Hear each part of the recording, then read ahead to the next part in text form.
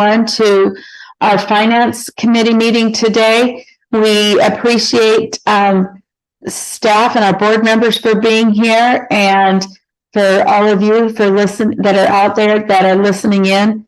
Thank you and welcome. My name is Kristen Norton. I am the Finance Chair.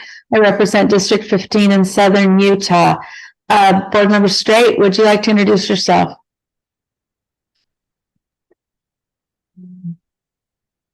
Sure. So I represent Northern Davis County and a little bit of Weber County in the south side. And glad to be here.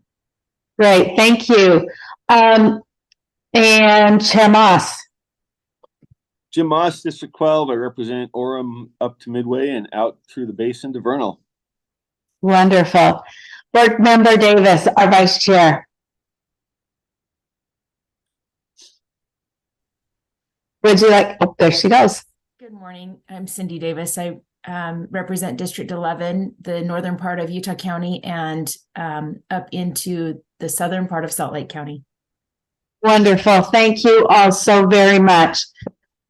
Okay. Our first agenda item is public comment, but at this point, I don't think we have any. Is that still the way that you see that? Madam Chair, unless Cami says differently, I don't think there's anybody signed up right now.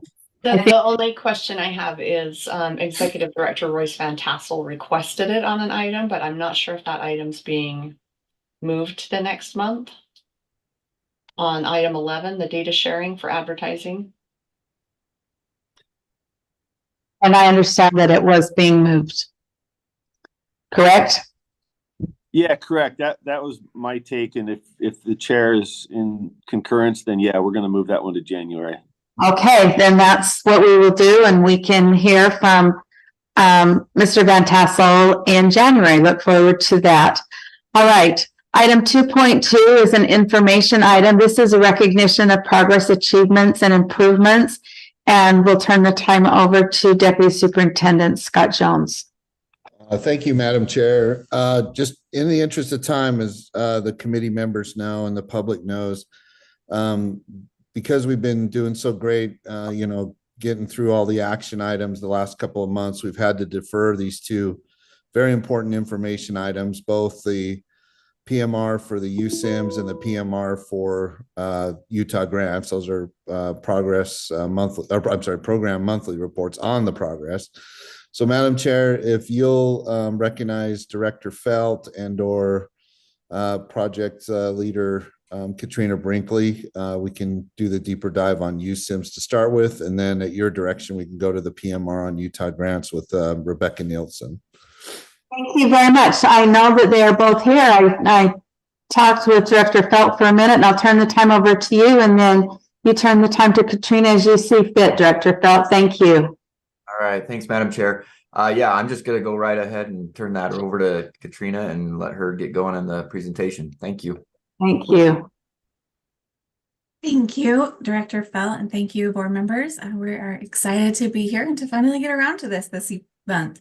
So I'm going to share my screen here. And can everybody see it all right today? Yes, thank you. I can. Fantastic. All right, so we'll go ahead and dive right in here. As usual, USIMS PMR Program Management Report. We'll go over a little bit about the domains, talk about our roadmap, give you an update on the overall program and some of our hiring, and then we'll dive into each of the domains. So first off, we have the three domains. We have the educator, the finance, and the student domains. For each of these domains, we do have a development team and a specific focus working group. Each of these domains take very different approaches to addressing the needs of the system. So each of them, I guess I shouldn't say approaches, they have different backlogs, all the same approach. So we're using agile methodology, taking things as needed and ensuring that we're prioritizing the highest needs of our users first. And our current roadmap, as you can see, these domains are very unique. The roadmap for each of the systems will be discussed a little bit further in detail in just a few minutes, but we just want to give you an overview of what's coming up, what we're working on, and then what we have previously completed. And for the program update, as usual, we have the USIMS dashboard link here. It's available for any of you who'd like to see what we're working on at any given time. That dashboard is updated on a minute-by-minute basis. So when our developers move something that they're working on from in progress to complete, you can see that there. We are working on hiring out. We actually had 4 developers open, but we had 2 developers accept a position this week. So we only have 2 developers left to hire. We are working on 1 Scrum Master and 2 automation engineers that will come after the first of the year. We also still have 1 automation engineer and 2 data engineers for the teams on hold at this moment. They're not needed, but we know that they should be in the coming months. So we'll keep an eye on that and pull them in when they are needed. Katrina, quick question. Yes.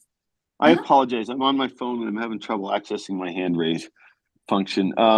Just are those open positions? Are you finding a challenge with the pay rate that we're offering? We're always trying to make sure we support this. We've got things teed up to request the legislature for additional funding.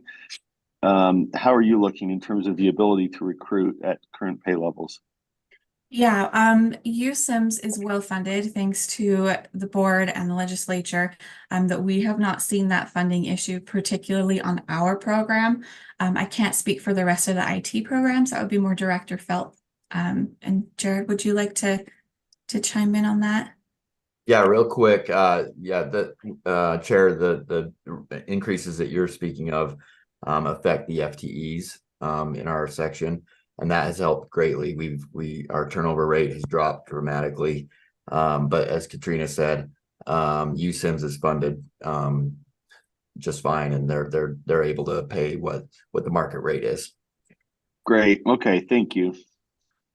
Thank you. Any other questions? I was about to pause and you caught me at just the perfect time, Chairman. Good. Thanks. I don't have one, but it'll be at the end. Okay. All right. Then we will dive right into the USIMS educator domain. And Tim Davis, our product owner for the educator domain, would you like to take it away? Yes, thank you, Katrina. Hello, everyone. Grateful to be here to talk about the educator domain inside of USIMS. So this slide here is different from the slide that when we last met and we got to show this to you. So we've had several conversations with our focus working group about what our definition of done for our July 1st is. And so that's what this slide here you're seeing. So on the right-hand side is kind of just the images based off of the second slide, the roadmap that Katrina showed earlier. So I'm just going to kind of walk through those. So the first item is the educator personal information, which includes the name, which is the legal name, social security number, citizenship, Cactus ID. Also, we're calling it now the educator ID, but just for that transition, date of birth, gender, and I realized I need to update this slide. Gender has been changed to sex, so sorry about that. Ethnic code, date, ethics passed, current address, phone number, email address, and existing license info will show up inside of USIMS. So this piece here is already done inside of the educator domain. Then as far as educator licensing, the background check can be done inside of USIMS. Ethics review is solely taken inside of USIMS. The professional license renewal is done inside of USIMS. We have expired license types that can be done in USIMS as well. And then you can get a copy of your professional license. So the first 2 bullets are done. But then as far as consuming Cactus and that monolith, we've had to break it down into several smaller chunks to kind of get to that July 1st deliverable. So what we're currently working on are the items 3 and 4, and I'll talk about 5 in a minute. But number 3 is our Bureau of Criminal Investigation, known as BCI, the background check and fingerprint process. So we're automating obtaining the background check and fingerprint data from the Bureau of Criminal Investigation to USIMS. And then we're providing those results inside of USIMS, and we're working with allowing that information to go back to the educator and to our UPAC team here inside of USB. And then we're also, as far as breaking down the professional the license type consumption from Cactus into USIMS, we, after talking with our stakeholders, the easiest slice to tackle to help lay the foundation and framework would be the Educator Preparation Program, also known as the University Recommendation Professional License process. So for this, we will be providing access for the universities from here in the state of Utah to be able to log into USIMS. They will be able to fulfill the university recommend process that they're currently doing inside of the legacy system. And they will be able to, and then the educator will be able to complete the university and the educator will be able to complete the licensure requirements to get an educator license. And I'm going to pause there to see if I have any questions about anything I've talked about thus far. I'm not seeing any. Perfect.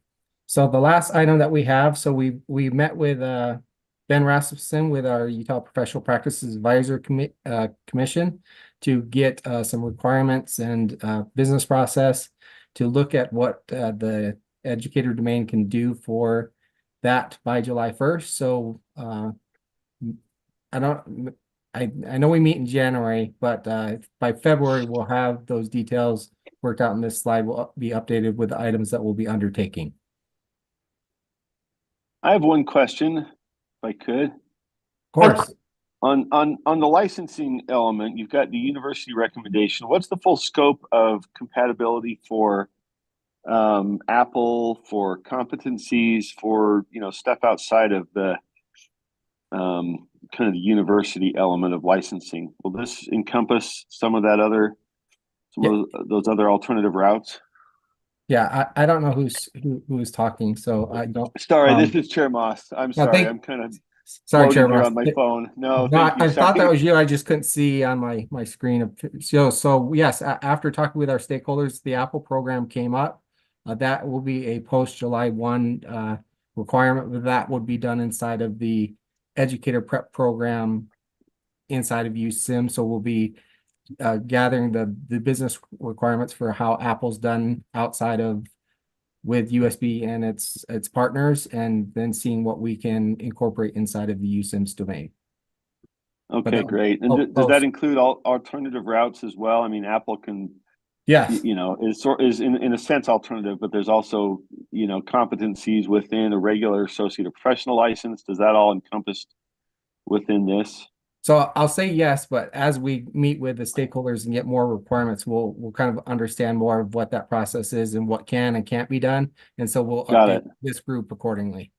Okay, that's still a place where folks can give input then. It sounds like it's still. Yep. Okay, thank you, sir. Thank you. Okay. All right. I think Mark's, okay, our last slide, thank you. So what we've been working on, we've had some production deployments with ensuring that our certificates are set to all to auto renewal in all environments. And that's just an internal thing where you have certificates that impact security and privacy and those things that if you don't renew them manually, it can impact how data flows inside of the educator domain. We've also had an issue with our certificate when those educators who have multiple license areas, the signatures populated to the second page, and so we corrected that. Our automation framework has been implemented. We're kind of going back to what I talked about earlier. So we call it the happy path for the API integration with BCI and Rackback. So also working on the happy path for the University Recommend Educator Prep Program. So the changes that you saw with the definition done came from conversations with the focus working group. The big kind of upcoming is we want to finish the BCI process and the Educator Prep Program. And so kind of coming back to the big corner item where we're at a red status. So not January's meeting, but February's meeting, we're hoping that this will be a yellow by the work that we've done in regards to completing BCI, finishing the Educator Preparation Program, and having requirements and working on the parts that we can do for the UPAC team by July 1st. But we're still have a lot of tech debt that we're working through. There's a lot of work and requirements that are needed to be done to meet kind of the definition of done. And because we're running Cactus in parallel with the educator domain, the edit functionality is still available and it's mutually compatible to USIMS. That's the biggest factor of why we're red, is because when things are done inside of Cactus, it impacts how things are done inside of USIMS. And so sometimes those manual workarounds, until we can account for that functionality or that capability inside of USIMS, we'll kind of have like some issues between the syncing of those two systems while we're running in parallel.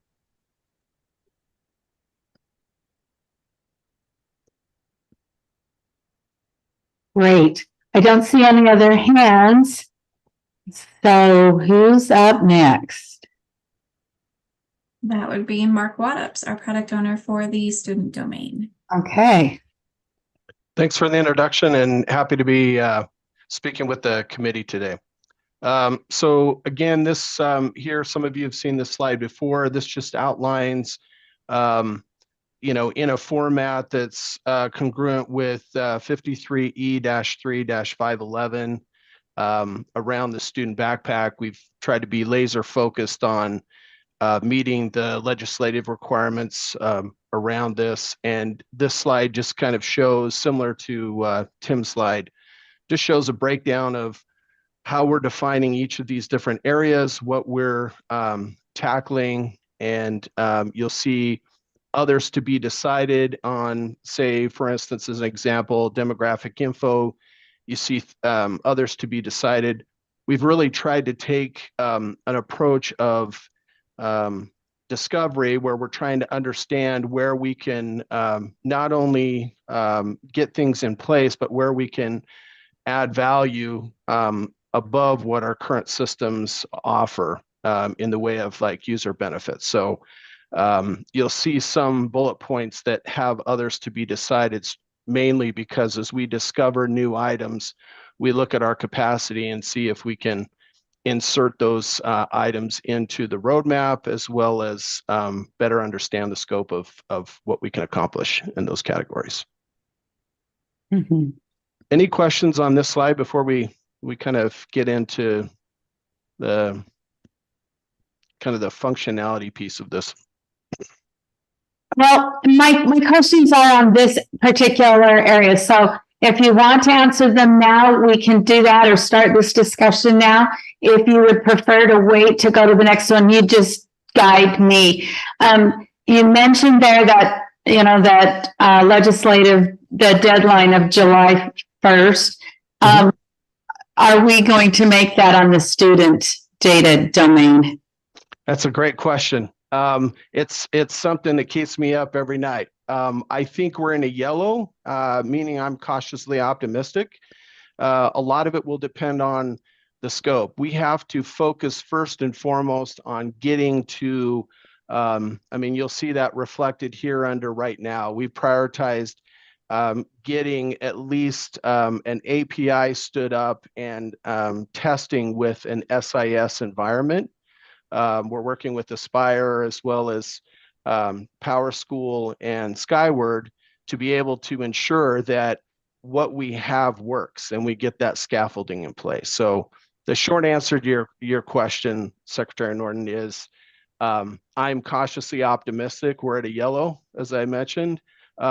We have added 3 new developers to our team, which is they're coming up to speed. I think that's going to help our capability.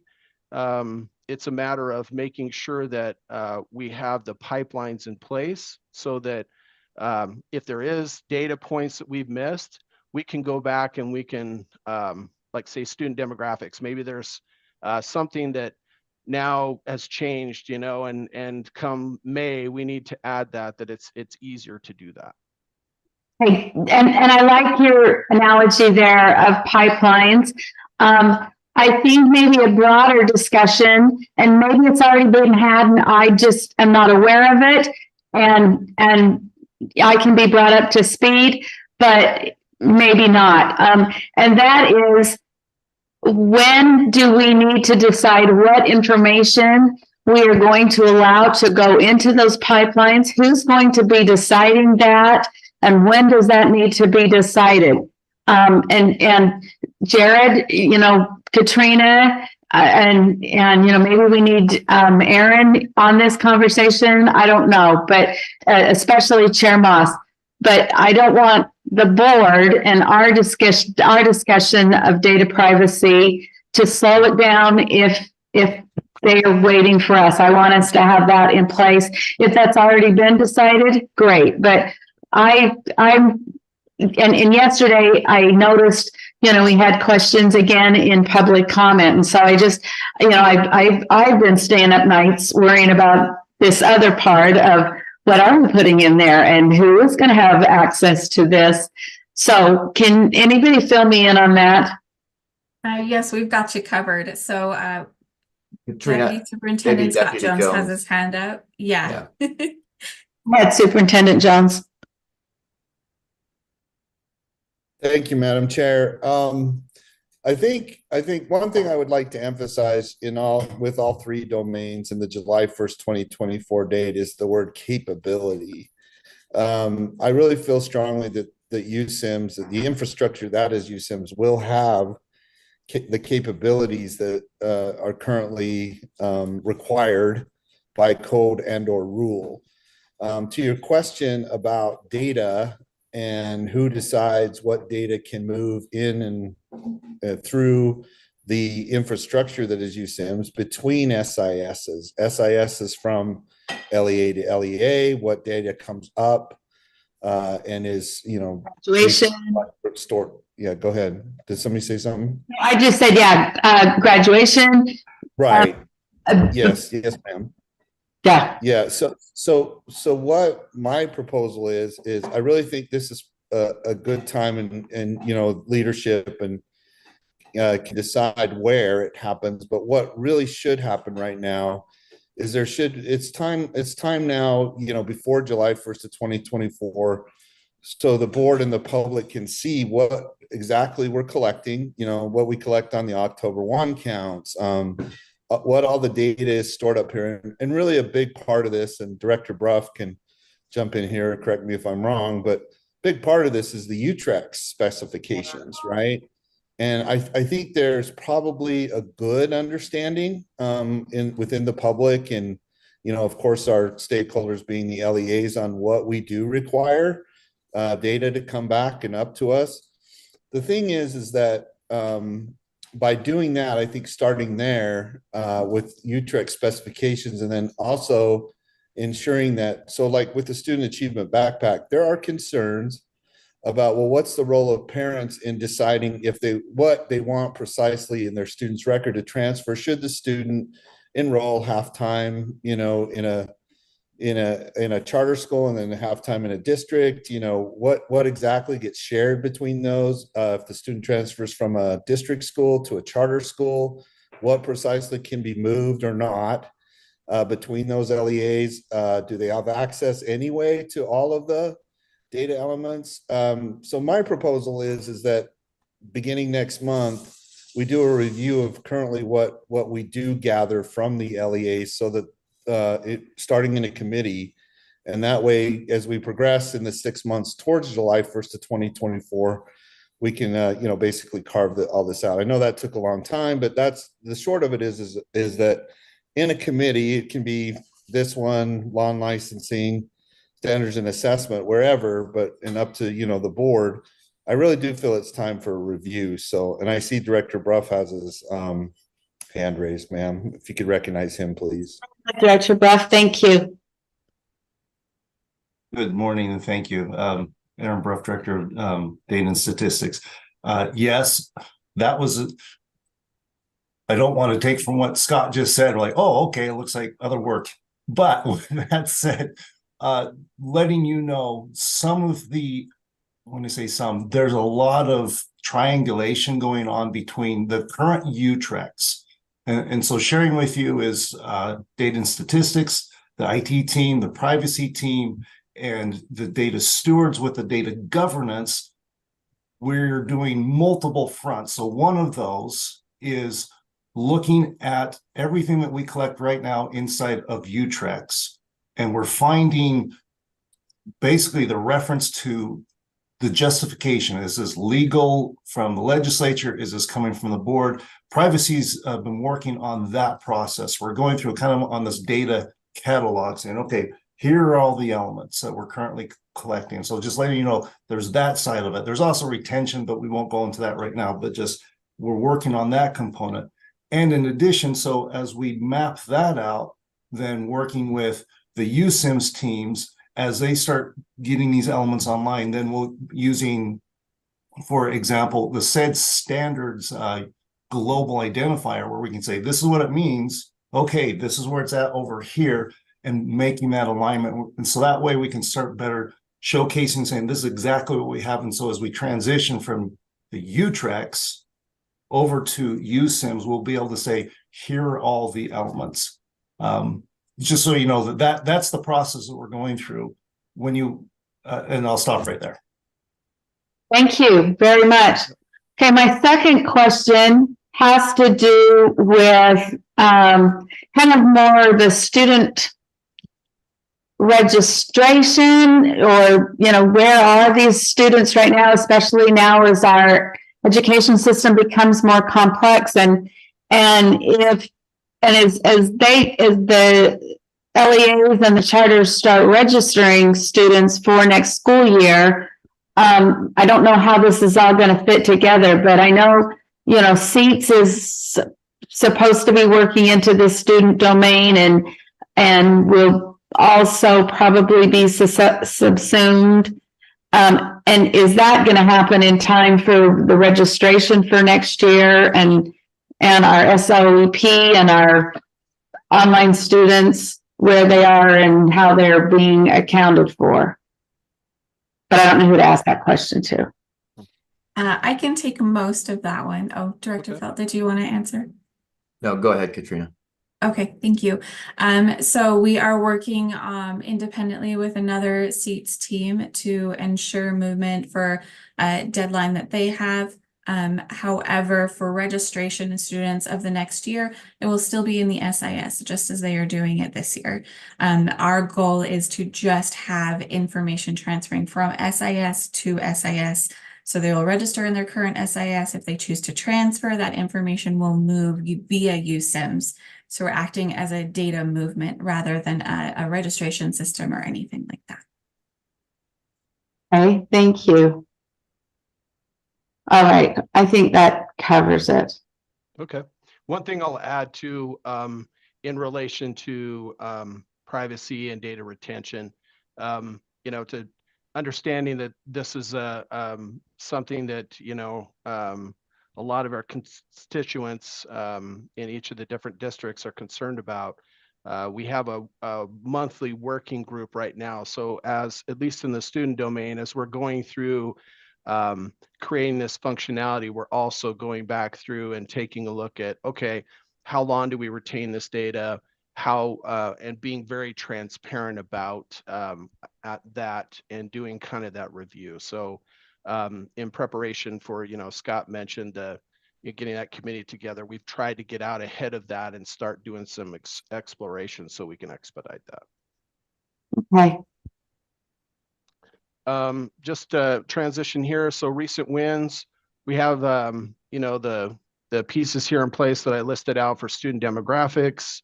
As I mentioned, we've added a few new developers to our team, and they're starting to, you know, they've been here a little over a month now, I think, maybe a little bit more, and they're starting to contribute as well. And so our velocity is starting to pick up, which I'm encouraged about. We're working on that student data movement between LEAs that I described before, really trying to, the sooner we can get, you know, kind of our approach in USIMS, as Katrina's kind of talked about before, is to get functionality out that in small bits that we can test faster. So this is really our big push right now, is to get that API endpoint in a format that we can now transmit that information back and forth, even in a test environment, to be able to prove out, you know, the capabilities that, using that term, that Deputy Superintendent Jones used. We're currently working on student attendance, almost have this piece in place that I've listed there. And we continue to work on the data access and permissions and building in, you know, those permissions within our infrastructure. I would also emphasize that, you know, as Katrina alluded to, our real focus right now is getting that information from one LEA to another and having that move with the student as they move from LEA to LEA. And the primary where we're doing that is through APIs into the SISs. Upcoming enrollment exchange, this is more taking data that we've already been capturing and ensuring that we can add to those pieces for the student backpack for identification purposes. We're actually, since this slide deck was created, we've also started exploration in course grades in history and working through that so that we can stay on course. When it comes to issues and risks, you know, same issues with timelines. As I mentioned before, this kind of keeps me up at night because you don't know what you don't know, and the sooner you can find out that you don't know, the better off you are, if that makes sense. And so we're, as I mentioned, we're trying to take that approach to, if you want to call it, you know, test fast to find out where we need to make adjustments. More LEA engagement and feedback. We are getting some really deep input from a couple of stakeholders. I'm trying to reach out and encourage more of that so that we're getting a more broad perspective with different personas, whether it's a counselor or a teacher, as well as data scientists, and getting that feedback. Yeah, Mark, if I may interject there. Please. We had a great data meeting last month. Aaron was generous enough to allow us to jump into his meeting and give a USIMS update. And we did get a few interested parties from that meeting, but we are always looking for more. And we would love if anyone would like to join any of our focus working groups to please reach out. We are more than happy to get as many voices in there as we can. Yeah, to Katrina's point, we have every other week we meet as a in what's called the Student Focus Working Group to discuss those issues. I reach out to individuals to get deeper into requirements in between those meetings, but we've had a number, thanks to Katrina, we've had a few more, probably a good 8 to 6 that have joined, likely because of that meeting. So thank you, Katrina. Outside of that, I think that kind of covers what we're talking about, just constant communication to make sure that people understand what we're focused on, what our definition of success is, and making sure that you know, we are uncovering the complexities that we have. Any other questions from the group? That's what I'm looking for too. I'm not seeing anything. Cami, are you seeing any questions or hands? Don't see any, thank you. Okay, thank you. Well, that's wonderful. We appreciate that time and that information that you've provided. This is such a big project, and it's nice to see all these pieces falling in together. Thank you, USIMS teams. Our next part of this information. Yes. If I may, we have one more domain to cover if we're okay. Sorry, yes, excuse me. It happens to be Scott's favorite. That's why he wants to jump in. We have product owner Don Moody. Good morning, everyone. So a couple slides that wanted to walk through with everyone this morning. First, just kind of looking at the definition of done for USIMS Finance. We've broke this down into 3 different components.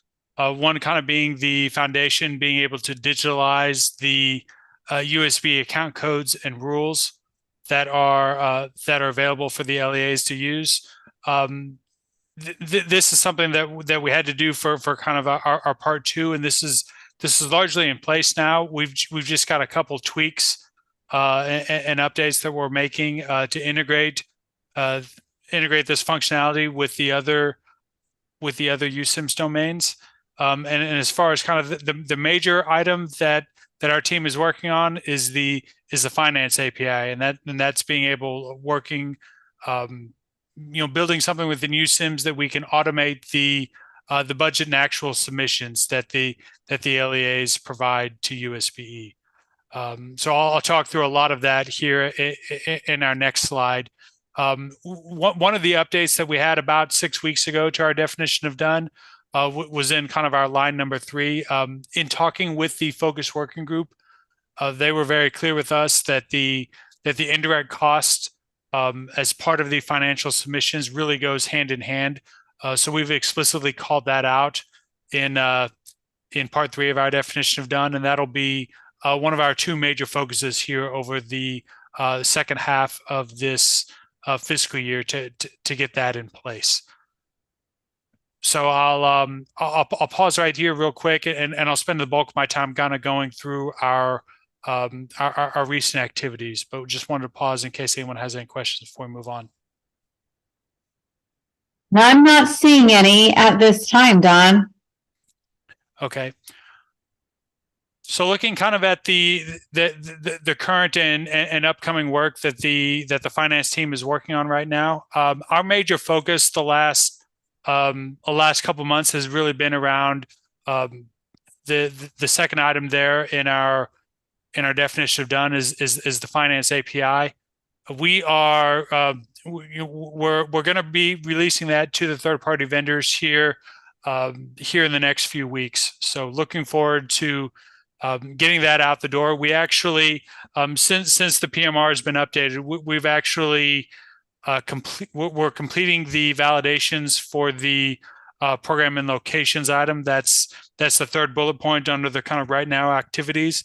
So I'm actually kind of working, coordinating with the team on the documentation that we'll be sharing. We've already shared a number of updates with the finance vendors used by the LEAs. So it's just kind of making sure that they have everything that they need to be able to connect their platforms to USIMS. So that's really a big item that that our team is working through right now. And that'll kind of lead us into our upcoming activities. In talking with the focus working group and with the different stakeholders, as soon as we're able to, right now we're coordinating with 3 different vendors, Tyler Technologies, Skyward, and Polaris. And as soon as they are able to confirm that, okay, they have all of the information that they need from USIMS, we'll be sharing that information out to the other. There's 4 additional vendors that the LEAs use that we've identified, and then we're also sharing that information with a couple of the LEAs that have their own standalone platforms. So in kind of the tracking that I do, there's 10 different groups that the USIMS finance team will be coordinating with on the finance API. And like I said, that's kind of our big. That's kind of item 1 for us over the next 6 months. And then item 2 is the building out for indirect costs. We've talked through with the focus working group on the design for how this will look and feel. And now it's just a matter of, okay, us kind of building in that, building out those capabilities, and then, kind of how that looks to the end users, as well as kind of the exceptions that they can elect to take on that. As far as the kind of moving into our that kind of right-hand slide on the issues and risk, these I would call these kind of more like kind of items of concern. I wouldn't necessarily call them risk per se, but with us, we've got our developers working hard, and we've kind of overburdened our one QA resource, but we're working with Katrina and with folks to kind of get that individual some help. Laxma has been a rock star for us, and so appreciate his work, and we're just looking to, as a team, we're also doing what we can to dot our I's and cross our T's before handing things over to QA to do the validations. The bigger the bigger area of, I wouldn't even call it like area of concern, but the thing that really keeps me up is the coordination with our vendors. Initially, when we're saying like, okay, hey, this gonna, we're building out an Ed5 based API within USIMS. Their feedback is like, oh yeah, it'll take us 3 months to connect to that. The feedback that we've gotten right now, again, we haven't officially released it yet, but it's looking like it might take a couple of the vendors, closer to 6 months to be able to connect to connect the LEAs to us. Again, that will, once we kind of get into the meat of that here in the early part of January of next year, we'll have a better idea of kind of what that is. But that's really kind of the big area of concern that we have. And like once we're able to get some get budget data, get some actuals data that the LEAs have said we're ready to share with USBE. That's kind of the difference between yellow and green for our domain. Like I said, we're kind of working through those different things right now, providing as much information as we can to the vendors to make sure to limit kind of the questions that they'll have from us. But that will be kind of a back and forth process that we're going to start on very soon. And if I may interject there, some of this is not things that we have control of. Obviously, these are third-party vendors. These are people who have their own priorities and their own people to support. So we are kind of at the mercy of their integration abilities. So that 3 to 6 months is entirely on them. That our teams can be as prepared as possible, but until they can actually get in and get those things done, it's really we wait on them once we have those capabilities available. So we, as Scott mentions, that availability will have the features there. That doesn't mean that everyone can take advantage of them because their financial system may not be ready for it, or their SAS may not be able to be ready for it, because we do rely on those third-party vendors in order to complete some of these connections. Have you talked with most of these vendors? Does it look like they're preparing for it on their end? It does. We've had really good feedback from the majority of the vendors that we've contacted, who are excited to move to new data standards, who are excited to get systems in place.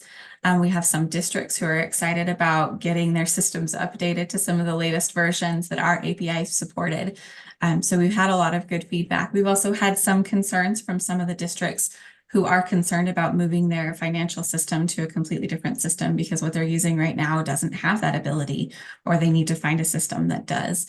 So we're making sure to take that into account and make sure that we're getting those LEAs as much information as possible and getting these third-party systems in line as soon as possible so we can ensure that everybody's getting the information that they need when they need it. Thank you. Sorry, Dan, go ahead. That's all right. As far as kind of the updates that I had to share with you on the USIMS finance side, that kind of wraps up what I wanted to share with you all this morning. Are there any other questions or follow-up items that you had for me regarding the finance domain? I am not seeing any at this time. All right, great. I'm just going to cover really fast our financials. We have expended the ESSER funds that were provided to us. The due date by that was September of this year. So those are expended. We will begin removing those from the PMR probably next month. And we are moving on to ESSER ARP funds. I'm sure I'm mispronouncing that or saying it wrong. They're ARPV funds for us. And we are, I believe, halfway through the spending. Yes, halfway through the spending of those. We should be able to accomplish that by the deadline of next September. And then we would be moving into the legislative funds provided. So our financials, you can see what these are looking like. We're still doing a few catch-up months.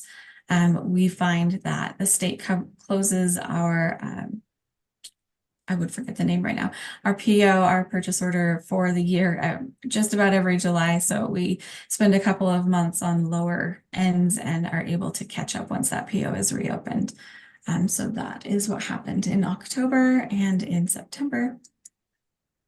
And you can see here the breakdown of the spending per fund and our upcoming events. So we do have the Educator Focus Working Group every other Tuesday, and the Sprint Review on the opposite Tuesdays. So that Focus Working Group meets every week.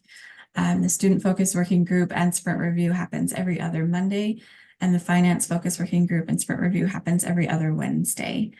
We do have the Functional Advisory Board, which is a higher level, kind of like this conversation. We go over the PMR, we go over what's happening in all three domains. That is a publicly available meeting, so we encourage anyone to join. We have a lot of our third-party vendors joining that meeting to see what's going on as well. And then we will be doing another on-site in April of this year. So we'll have all of our developers on site and available for questions, and do some focus working groups and functional advisory board meetings. And again, take some time to meet with some of our LEAs. We've had some really great feedback. We've been able to meet with, I believe it's 6 different LEAs at this point.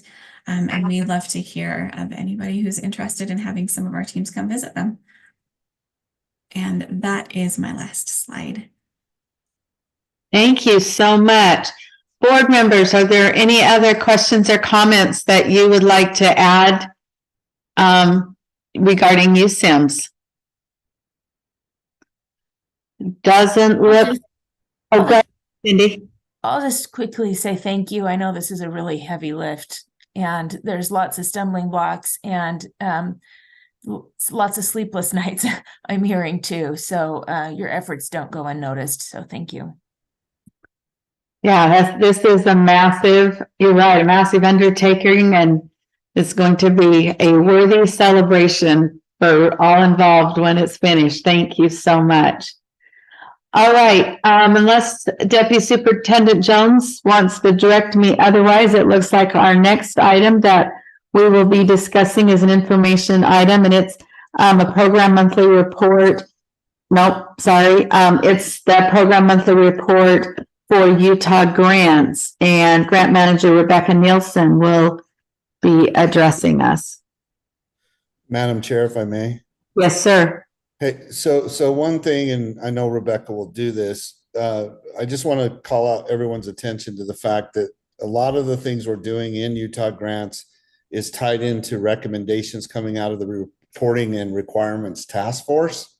So we wanted to just make sure that we're emphasizing the fact that we're in support of that task force, their recommendations, and make sure that both the board, committee members and the public know that we're doing our level best to ensure that we're covering all aspects and all the different muscle movements going on within our organization. So if Rebecca will call out those types of things that are coming out of reporting requirements, that would be a value add to the whole process. Thank you, ma'am. Thank you.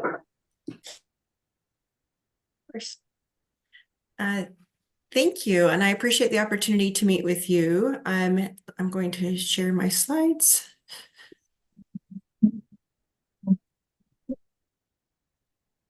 Okay. Thank you for having me here today. I appreciate hearing the management report on the USIMS project. Utah Grants is a different beast in that we are cooperating with a third-party vendor for most of our work. So we are not doing our development in-house, but contracting with others to do that.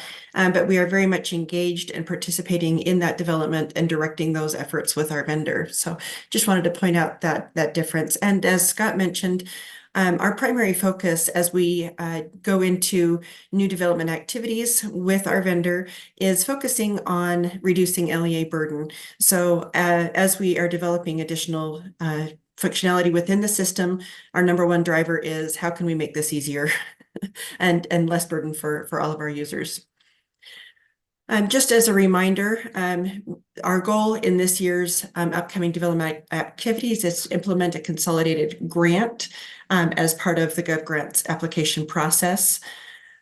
We have a budget of just shy of $2 million and expect this work to continue. The majority of the work will be done in this fiscal year, but we'll continue on with refinement all the way through 2026. A few key elements is additional development of additional pathways. So additional pathways would include pathway 1, which is integration with our USIP or our Utah Consolidated Improvement Plan. And that would also include integration with the comprehensive needs assessment. That would include building an API so that we would reduce the number of input points for the LEA, that those systems would automatically speak to one another, both forward and backward. Additionally, it would allow for earlier budgeting and allocation of funding, and for us to approve an application, substantially approve an application much earlier in the process, as well as be able to integrate carry forward funding, current year funding, and potential transfer funding, all in the same application to reduce the number of touch points again from the LA perspective. Also, that consolidated budgeting would allow us to align with our needs assessments and be able to fund the things that we need to fund rather than plan how we're going to use the money. That's essentially our pathway 1. It's the big amount of work that we're going to be working on this upcoming year. Additionally, we have a second pathway which consolidates grant programs that are like in nature. So, for example, our I can't think of which programs there, but programs that are very similar that we can combine into one application and one award. Anytime that we can do that, or prevention programs, thank you. It's the prevention programs that we can combine, apply for it once, and fund that from multiple funding sources. The third pathway is very similar, which would allow USBE to apply multiple funding sources to one grant program. So if we have a limited number of funds available, but across multiple funding programs, we could allow us to combine those funds into one grant application and one award downstream, again, reducing burden. Additional work that we'll be working on is developing additional forms within the system. This would reduce the number of times that we need to download a PDF or go to an external site to fill in or collect additional data that's required for an application. Also be working on productivity enhancements. This would include better definition of user roles at the LEA level, which would allow more flexibility and drive from the LEA standpoint as far as who is performing which tasks, ownership of applications, reassignment of ownership, et cetera, at the LEA level without having to call USBE support to do that. It will also refine email routing so that we're only getting the messaging to the right people and not quite as many emails going out. We kind of have some email fatigue happening. And also better reporting and dashboards on the user system. Other items that will be included within our scope of work or are included within our scope of work with the vendor are support for user acceptance testing and training and self-help guides. A few of the artifacts from the contract, kickoff slides, project schedules, functionality requirements. We'll be using a UAT or user acceptance testing environment, and those scripts will be provided. Also, a manual will be produced and weekly status reports from the vendor. Here is our current project timeline. We are currently in the envision phase in the gap analysis. We are currently meeting with our vendor REI on a weekly basis with we have an internal development group with USBE where we are currently defining some of the gaps that we have as it relates to our needs and what's included within the scope of work, and helping to better define that scope of work so that we can make sure that we get exactly what we need out of the system. As a result of some of those engagements, I just wanted to point out, I recognize that these are extremely hard to read. We have developed some additional workflows as it relates to the new pathways.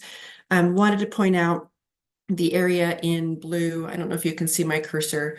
Here at the bottom on pathway 1, we are essentially proposing a new pre-application step within all of our application processes. So essentially what that would do is be able to group together multiple applications into a pre-application step, everything that can be collected up front, especially as they integrate across programs, can be done all at once. And then we would roll out to individual awards after applications are completed. So that's the main difference in pathway 1. is the grant application process. In Pathway 2, in the prevention programs, the main difference there is that we would keep one award, one application and one award, but have multiple different funding sources. So difference being pre-award and post-award functionality, it all looks the same from a pre-award standpoint in that they would be combined in one application, but Pathway 1 would separate our awards after they're awarded, so we can manage them independently, whereas in Pathway 2, we would manage our the funds together. Next steps, we're finalizing the gap clarification process, initiating the refinement sessions, and then working on building and deploying with demos of the capabilities. A couple of key points that we have discussed very recently that didn't quite make it to my slides. I wanted to mention that we are talking about the rollout steps and the timeline.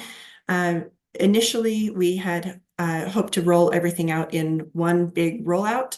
But as we're looking at the scope of work and the number of items, we're hoping to identify some low-hanging fruit, essentially, and find some things that we can do sooner rather than later. It's a big project, and I think there's a few things that we can do up front. For example, the LEA user roles and better definition of those roles, email routing, a few of those things I think can be handled independently of the overall new pathways and consolidations that I would propose that we move those up in the timeline. So hopefully before our next presentation, I'll be able to give more information on what that timeline looks like, but we are currently working with the vendor on that. We do have a weekly user group meeting that we're meeting with internally, and we have also identified a few that we are hoping to engage with at the LEA level as far as stakeholders on receiving feedback. As we are talking more about the LEA user roles, we definitely have determined now is the time for us to engage with our LEA stakeholders and make sure we pull together that user group and get feedback, as this is very much going to affect them. We want them to be able to be involved in that decision-making process as we define those roles. And so those are forthcoming. I hope to start those meetings this next month and start getting feedback and moving along with that part of the process. My contact information is here, and I would that's all as far as my slides. If you have any questions, I'm happy to answer those. I have a question, comment. It's Chair Moss here. The chair, is that okay?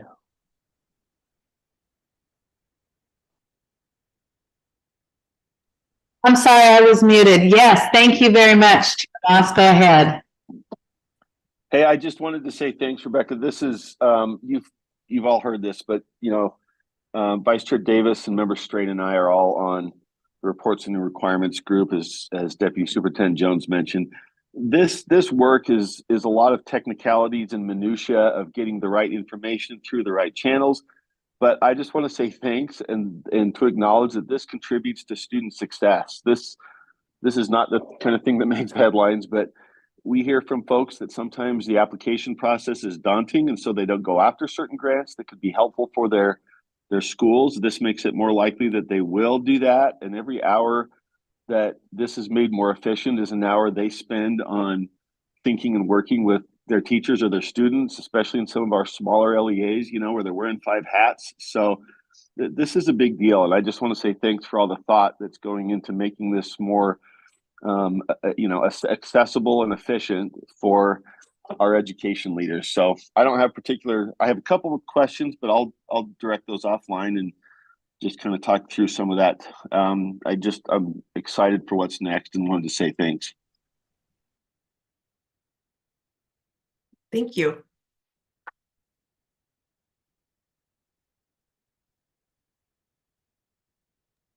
Thank you, Chair Moss. I appreciate that. Vice Chair Davis, you have a comment or question? I would just echo what Chair Moss said and add that Rebecca has been attending some of our reports and requirements task force meetings in person and listening and addressing concerns with our districts and charters, and really working toward preserving our ability to maintain all things accountability and transparency, while at the same time looking at every nook and cranny at how to lighten the burden of these folks who are so busy on the ground level. So thank you, Rebecca. Thank you. Okay, I don't see any additional questions on that, so we'll move to our next agenda item, which looks like that is 2.3. This is an action item. It is a state fiscal year 2023 discretionary carry forward balance set. Ooh, if I could speak, that'd be helpful. Balance status and approval for use. And I'll turn the time over to Deputy Superintendent Jones and Assistant Superintendent Jacobson.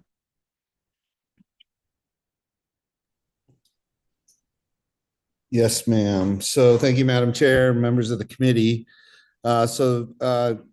You know, every month I'm always asking the board to try and ensure that we're spending money, not just to spend money, but to make sure that you all know that there's these capabilities that we have with one-time funds for particular projects. So if Cami will pull up the these recommendations on the memo, I guess we can, if at your direction, ma'am, we can start with the memo first. That would be great. Okay, because that has most of the requests on it. And Madam Chair, at your direction, so I've seen this go a couple of ways before, and it's really up to you and the committee. We can go one by one through each one of the requests and which, so Cami, actually, I'm sorry, Madam Chair, if we could pull up the discretionary funds report first, I think we probably should start there. That's my fault. So I can orient everyone to what we're looking at here. So in the upper right-hand corner of the discretionary funds report are what the encumbered and or committed balances are. And then I call all of your attention to the remaining column in that upper right-hand quadrant. So we have different types of funds, fund sources within your discretionary funds. They being state funds, and if you can make that a little bigger, Cami, for us 57-year-old blind guys. State funds, general funds, FML stands for Federal Mineral Lease, Land Exchange, and there are these tax delay funds that we've advised the board are available to you as well in a one-time manner. So with that, Madam Chair, and seeing what is available to you, now if we could progress to the memo. Great. Cami is driving, I think. Yes. Sorry about that. Order. Okay. So this is the memo that captures what requests we have so far. There's one other one that's highlighted on the discretionary funds report, so we'll be coming back to that. But the bulk of the requests are captured in this memorandum to you.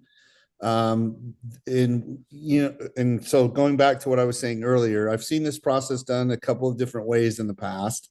If you like, we can walk through each one of the requests, or we can do one of the requests at a time, because several of the requests that are being, or several of the projects that are being asked for would come out of the, subject to your direction, would come out of the federal mineral lease funds.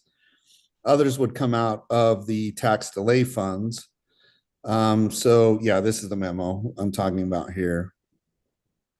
So we give you the project program and background. So Madam Chair, how would you like me or us to proceed? Would you like us to go one by one, by which funding source we're asking for your consideration, or should we just go through the whole memo and then come back to that? How would you like? Yeah. Some of them are interrelated. Yes. I think that might be purposeful, but I'm open to whatever works most smoothly for the board, unless so the board has some recommendations, but I'm just thinking that maybe that would help. Okay. Oh, Vice Chair Davis has a thought. Yeah, I just. Oh, Vice Chair Davis, you're on mute. I would just like to vote on each of the proposals individually. Okay. I have no problem with that, so let's do that. Okay, the first one then, at your direction, Madam Chair, is for classroom materials.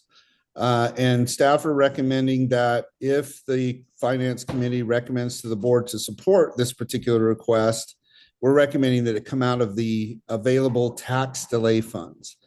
The amount requested is $500,000.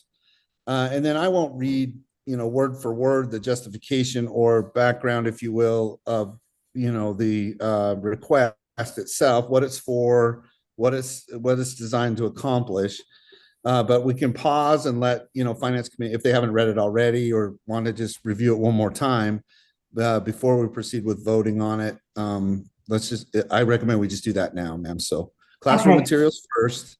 Recommendation is $500,000 from the available tax delay funds.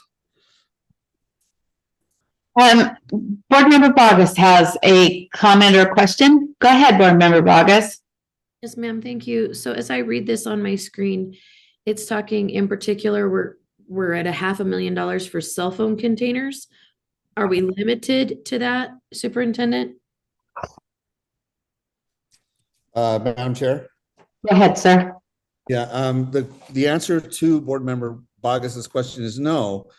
We are not limited to that. If any member of the committee feels like more funding should be provided for this purpose, I would, defer to the process by which a amendment to a motion could be, or initial motion can be made to support the 500,000 and then amend it, or, the process that we follow accordingly. Does that help answer Board Member Bogus's question?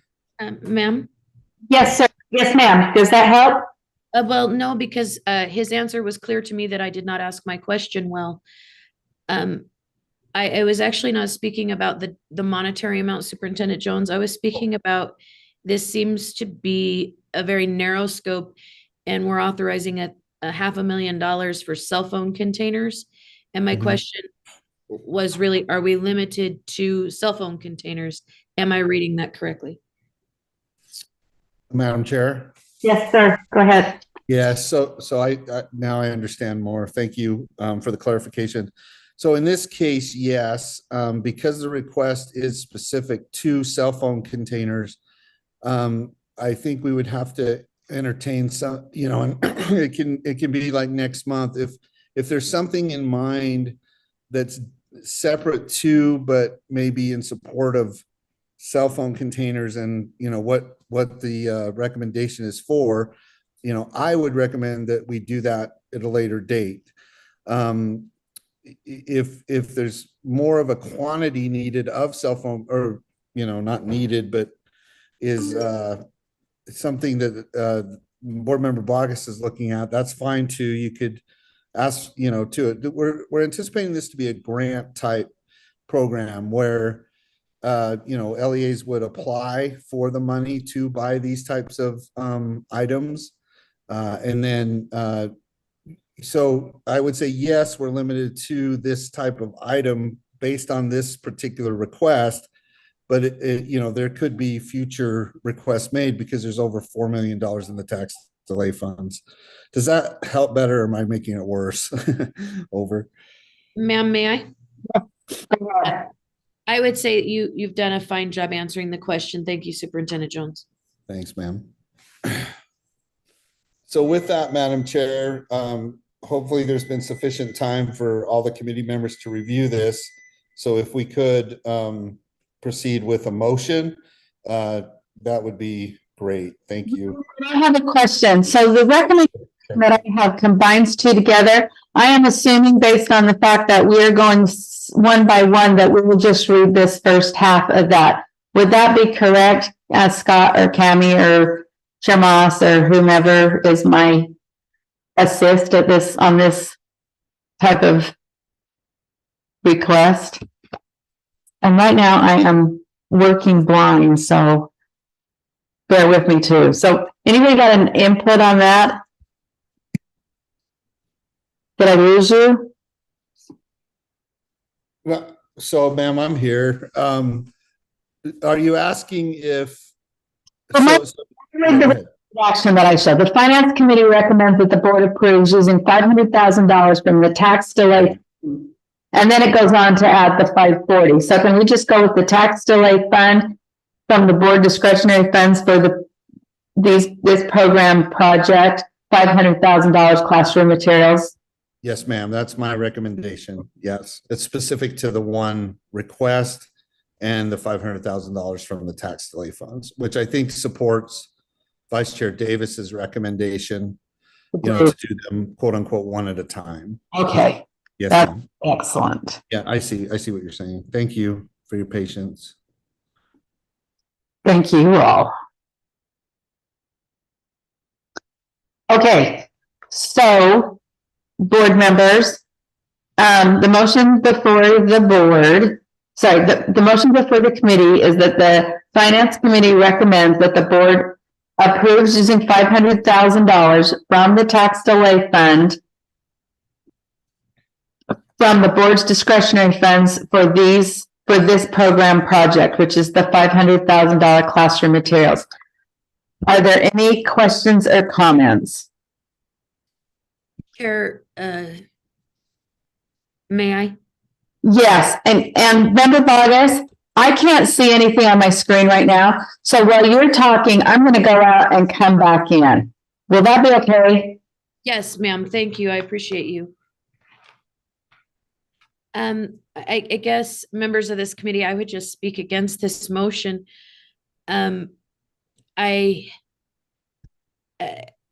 am hard pressed to believe that educators are going to spend the time to apply for a grant when they could spend $5 on a plastic container at a local department store. I understand the idea that's behind this, but when we have second language learners that need dictionaries and classroom resources that are academically focused, I just think this is not a prudent use of funds in this capacity. And so I would speak against the motion. I think it's a lot of paperwork for what could essentially be a $5 plastic container that we could get on a shopping trip for groceries. So I would speak against the motion. I think we have better things to spend our money on, and I appreciate your time, committee. Thank you. Okay, if anybody else has their hand up, Vice Chair Davis, would you call on them?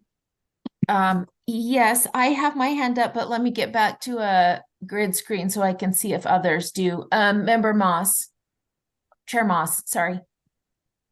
Member is fine. Can you hear me? I'm having some trouble with my Yes, sir, we can hear you. I unmuted. I think Member Bogus raises a good point on fiscal prudence here.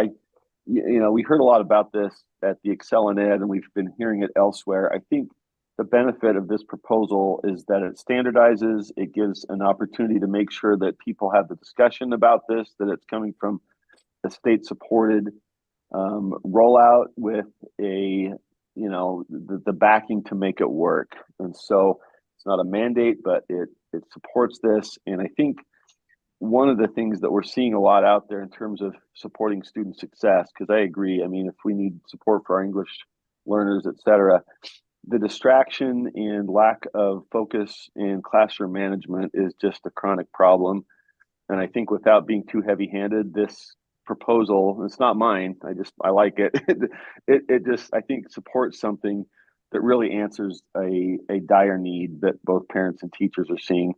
And we've heard some concerns raised about having phone access. I think that can still be addressed at the individual level, but it really kind of will hopefully help shift back to an ability to really focus on the task at hand. So I'm in support, although I do, again, support the idea of fiscal prudence and making sure we address other needs. I think this is something we need at the present moment. Thank you. Thank you. Vice Chair Davis, you said you had a comment as well? Yes, thank you. I reached out to find out, if just a couple of teachers, is this something that would be helpful to you? Would you use it? Do you need it? And one said she uses the bottom drawer of her filing cabinet. She said, which is fine, but she said, if everyone had a box in their school, it would work fine because they have a school-wide policy that phones are off during instruction. But she said some schools use phones for the different instructional things, like when they do the quizzing and things, especially in the high schools. But she was at a junior high. And then, so she said, if everyone had the same box and everyone knew your phone's going to go in this particular box, that could be cool. But then another teacher said that she wouldn't mind it. She wouldn't mind having a box in her room, but she would not jump through the hoops of a grant to get it. And then I was told in the high schools, a lot of teachers now are using the shoe dividers, and they're having every student has their own space that's separate from everybody else's space. And then that is used to take roll. So when the phone's in the spot, then roll is, you are given credit for attendance at that day. So I hesitate to spend $500,000 right now when there are a lot of different things happening in the field. I would be fine. I mean, if the board member who wanted this wanted to come back with a motion to maybe talk with teachers who are already working with our office for other things. I don't want to do anything extra. And I'll be honest, today I'm not going to vote for things that cause LEAs or schools to answer surveys, do reports, file grant. I mean, I think what we're hearing over and over in our reports and requirements task force is that they are frustrated as all get out. But I do think it would be an interesting idea. I just think we need to know more and see really are we solving a problem that doesn't exist because the solutions have already been made? I think we need to know a little more first. Thank you. And I would have to agree with you there. I think that necessity, especially in Utah, becomes a pretty powerful source of innovation. And a lot of teachers solved this problem 3 or 4 years ago with just what you said, some type of a box, a basket, a drawer, whatever. And it's not a $500,000 tool with strings that go along. I was also a little concerned about students and teachers filling out this survey, going to kind of an outside entity. I don't know if I want to have more data shared about students. Chair Moss.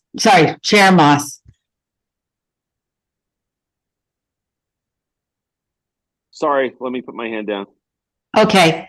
Board Member Straight. Yeah, in all my years in education, the cell phone policies shifted around quite a bit. And, for me, it just became a simple classroom management issue.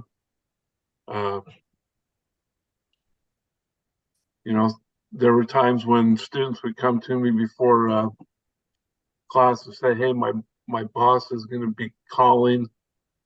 And I just say, when that call happens, have your phone on silent and you just quietly go out in the hall and take care. They're, the high school kids, they need to be taught responsibility. Heck, you know what? Sometimes I'm on my phone when I shouldn't be.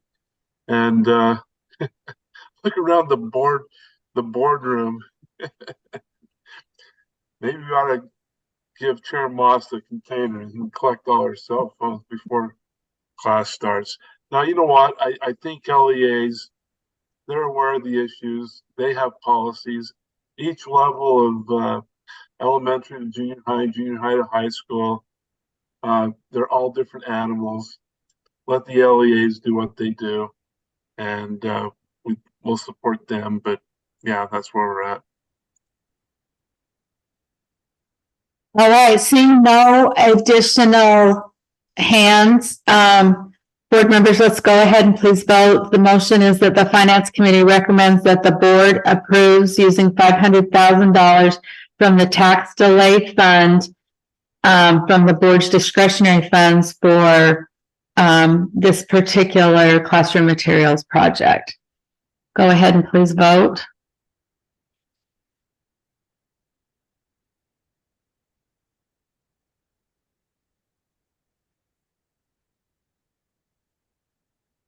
That motion fails. 4 against, 1 for. The against votes are Board Member Straight, Chair Norton, Vice Chair Davis, and Board Member Bogus.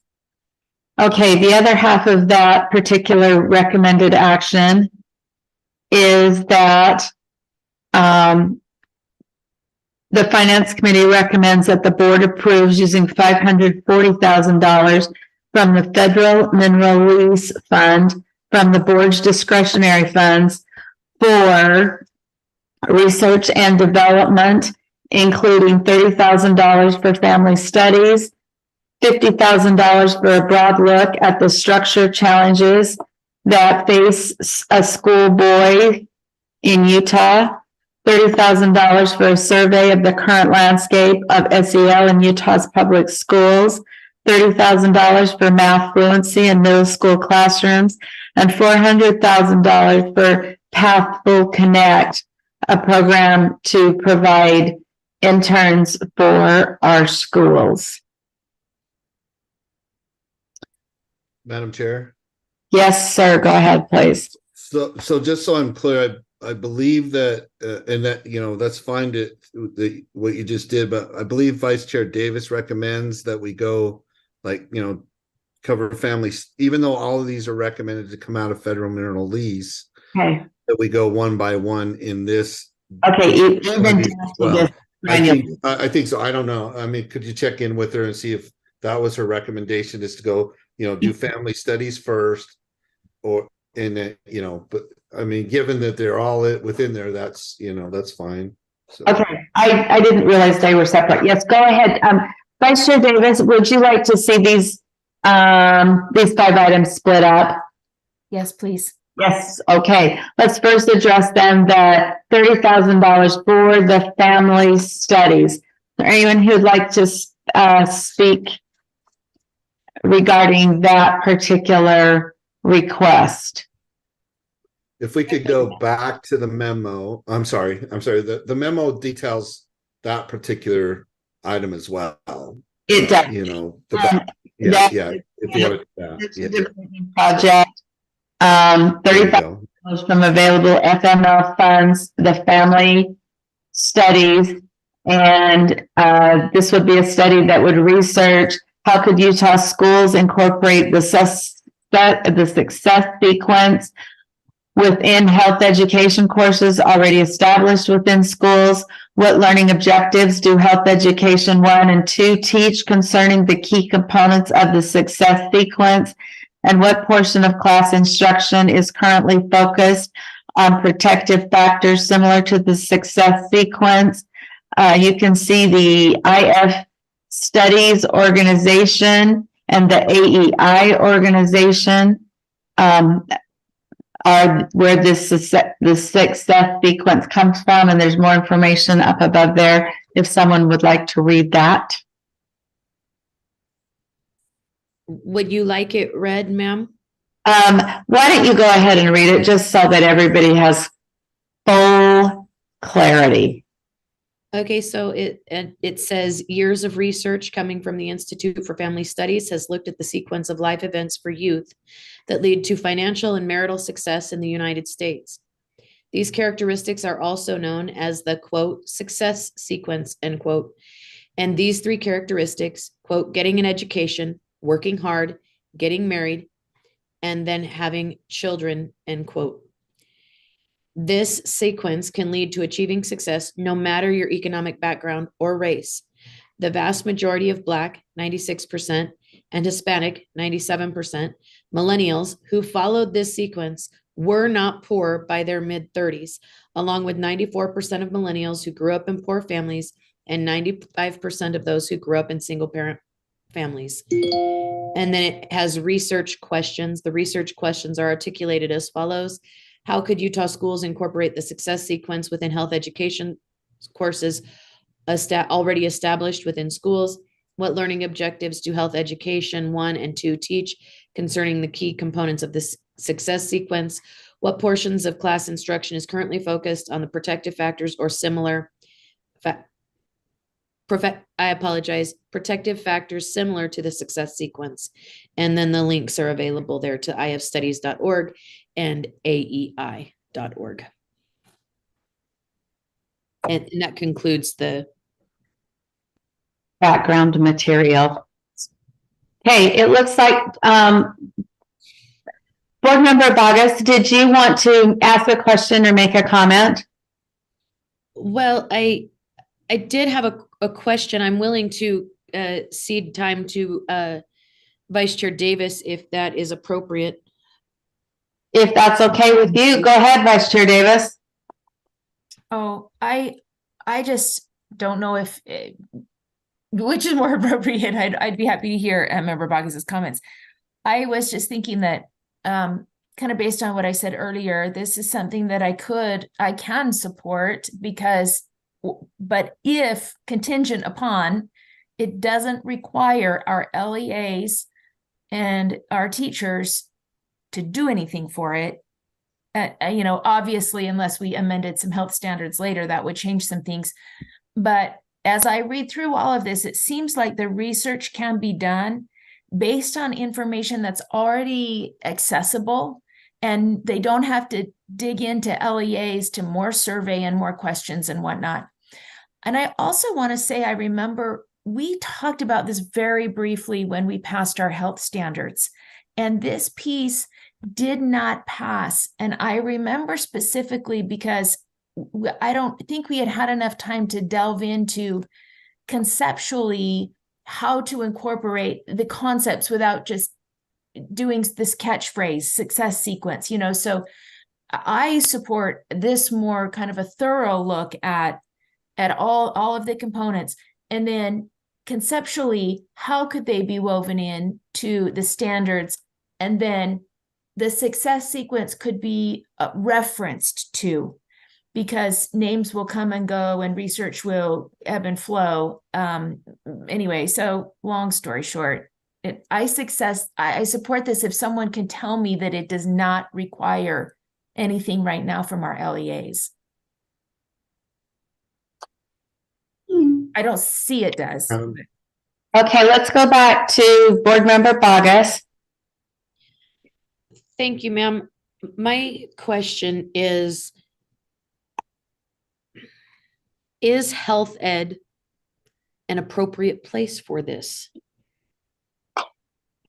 And I don't know if that's a rhetorical question or if other committee members have a thought, or maybe the question is, why are we linking this to health ed? Those are my questions. I don't know if there's an answer. And Chair Moss. Well, this is not my proposal. I do like it. I don't have an immediate answer to Member Bogus, but I was going to suggest that we also include within this financial literacy and similar elements of the ed system, where I think this also applies very directly. So I don't want to monopolize. If somebody else has a response to Member Bogus's question directly, I can wait, but I would like to address kind of the purpose of this. Should I just go ahead, or does somebody else want to address?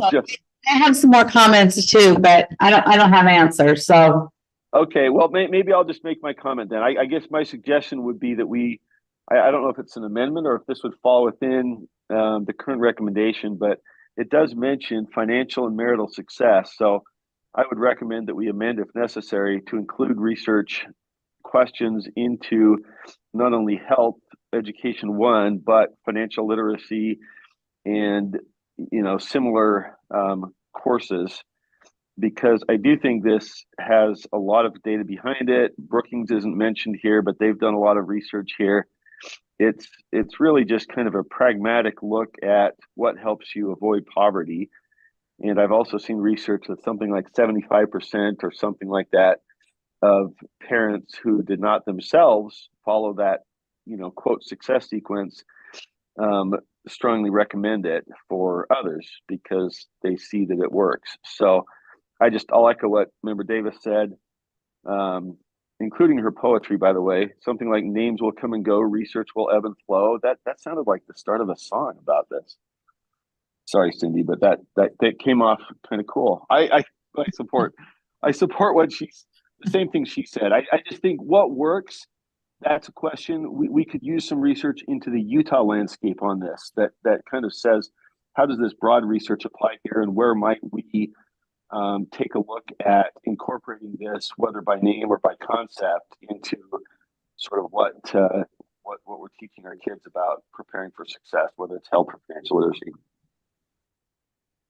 Okay, Vice Chair Davis, we're back to you. No more rhyming, and I mean it. Anybody want a peanut? Nice. I had a visual aid prepared right here. Good job. I love that movie from Princess Bride. So I think that we could amend then that this research would look at whether it would be more appropriate to be included in financial literacy or health or both. Because I thought the outcomes were not necessarily marital based, like it impacted the divorce rate, but it impacted the poverty rate. But I can't remember. So all that could be done by this research, and that it could be looked at how it could be incorporated, whether sequentially or via name. I think that was the amendment Chair Moss was making, and I support it. I don't know if anyone got it down into easily understandable language, or if it needs to be, and that could just be communicated to researchers from this committee, honestly. And if I could follow up, Chair? Yeah, I think so. I guess looking at the research questions, perhaps it does need to be incorporated there. Perhaps after health education, we add financial literacy in bullet item 1 and bullet point 2. What learning objectives do health education 1 and 2? We could add financial literacy, can teach. That would just, make clear that is part of the intended focus of the research, which would then inform, what we decide to do with it.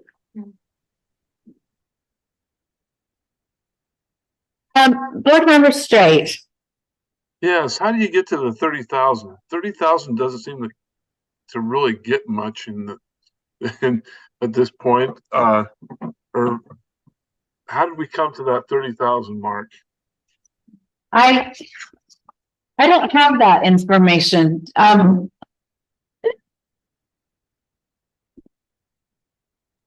Deputy Superintendent Jones or Jacobson, do you have any information on the actual financial portion of this? What this $30,000 is going to cover or will provide?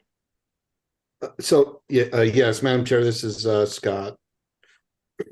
So the board member that made these requests or made this particular request, when we were discussing just that is, how much would we need for this? And this helps too with,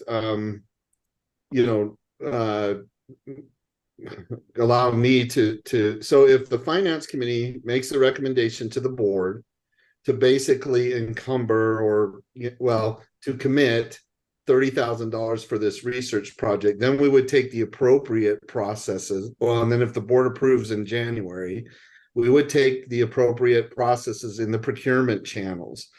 If what it does though is because there's a committed amount, it does, just what could amount to a base amount. As we go through the procurement process and we get responses by potential researchers, if they come back and say, well, $30,000 wouldn't be enough, or then we could come back to the board and ask for an increase to that amount. We have to start somewhere. And so there was, I'm not speaking for board member Earl who made or Vice Chair Earl who made this request. All I'm saying is that, it's clear to me that this looks like, based on other research projects, is a good start for it, but it doesn't mean that more would be needed. So we were trying to make sure with all the different requests that we at least had some level of commitment to it. But then it could be subject to change. Like I said, when we get into if the board approves, we'd never be presumptive. that, you know, we might need to come back and ask for more money, but it's just an initial starter base amount. So I hope that helps with Board Member Straight's question, Madam Chair. Thank you. And board member, go ahead. Do you want to follow up?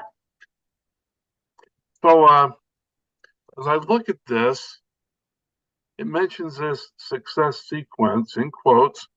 So this is a specific organization or person who has developed this success sequence. And then it says down below that those who followed the sequence were not poor by their mid-30s. So this shows that, according to this, that the success sequence works. And so the research questions, number one, the first bullet point says, how can we incorporate? So the study is, how can we incorporate? Where do we incorporate? And you mentioned several possibilities, Chair Moss. So I guess this really isn't getting anything as far as it's just there to say, how could we do this? And that's it. And then from there we decide. So I guess that's worth $30,000. I guess one of my concerns is the mention by Board Member Davis in regards to that we took this out of the standards when we were working through this with, was it financial literacy? Where was it we left it out of the standards? If it was left out of the standards, where does this align with our current standards? And if it doesn't, then we either need to revise the standard or we need to say this does not align with what we're doing. Anyway.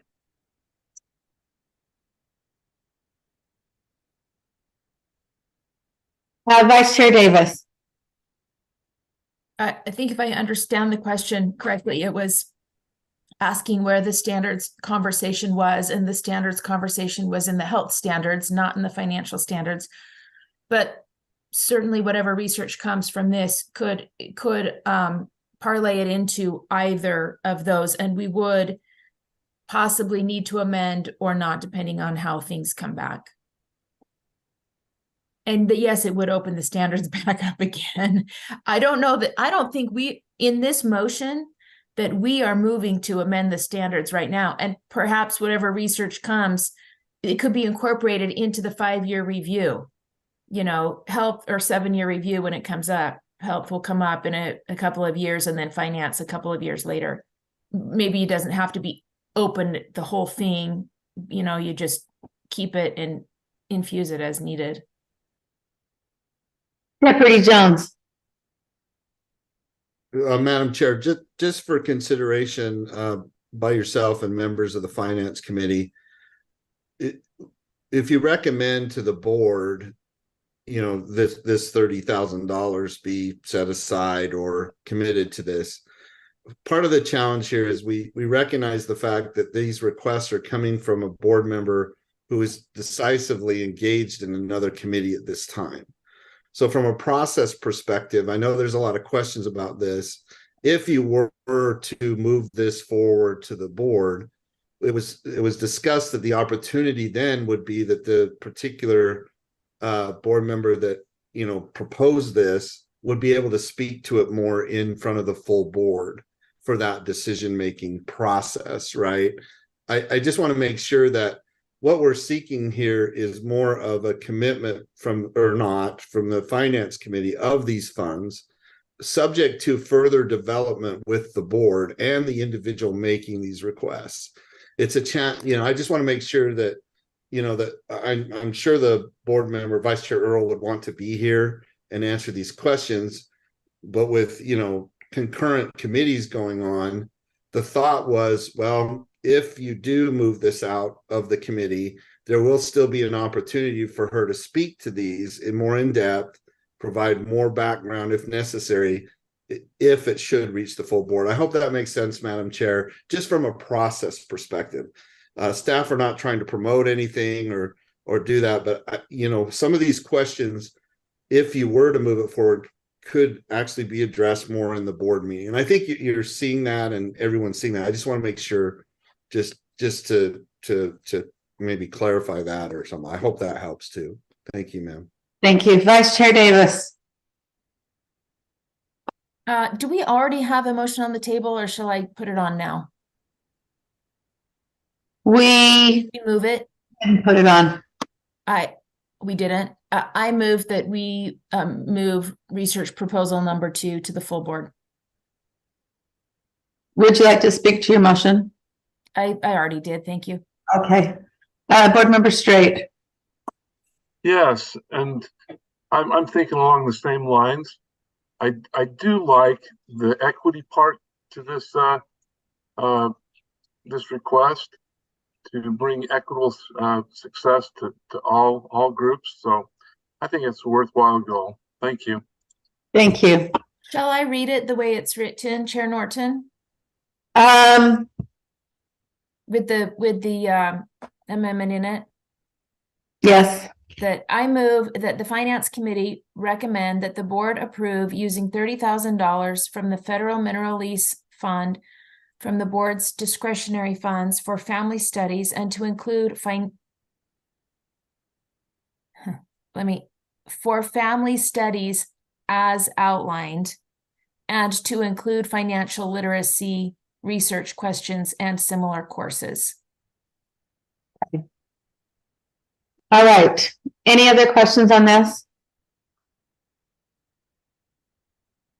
I just need to qualify. I am highly questionable with my vote on this. I don't like when a group of 5 people decide what the standard should be, but I'm feeling like we are sending this to the full board for them to batter that discussion back and forth. Our job is the financial part, as has been stated, and so I just wanted to clarify my vote. Okay, board members, go ahead and please vote. Committee members, whatever we are.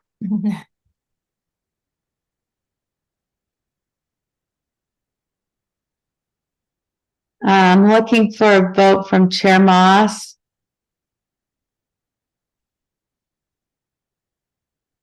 Chair Moss, are you with us?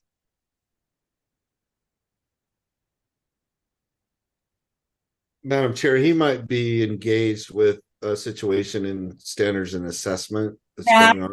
Okay, that motion passes 4-0 with Chair Moss absent.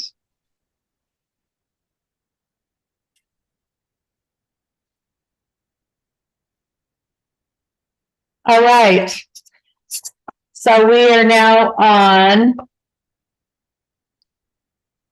request number 3, and that appears to be a $50,000 request from available FML funds. A broad look at the structural challenges that face school-age boys in Utah. A microanalysis to a national discussion. See Richard versus Reeves of Boys and Men.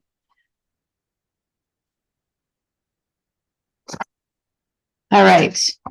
Any questions or comments about this third option here? It is 50,000. It is to study the research questions. Where is the system creating vulnerability for Utah boys?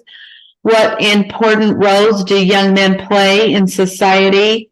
Are young men prepared to meet today's challenges academically and socially? And how can schools support boys better?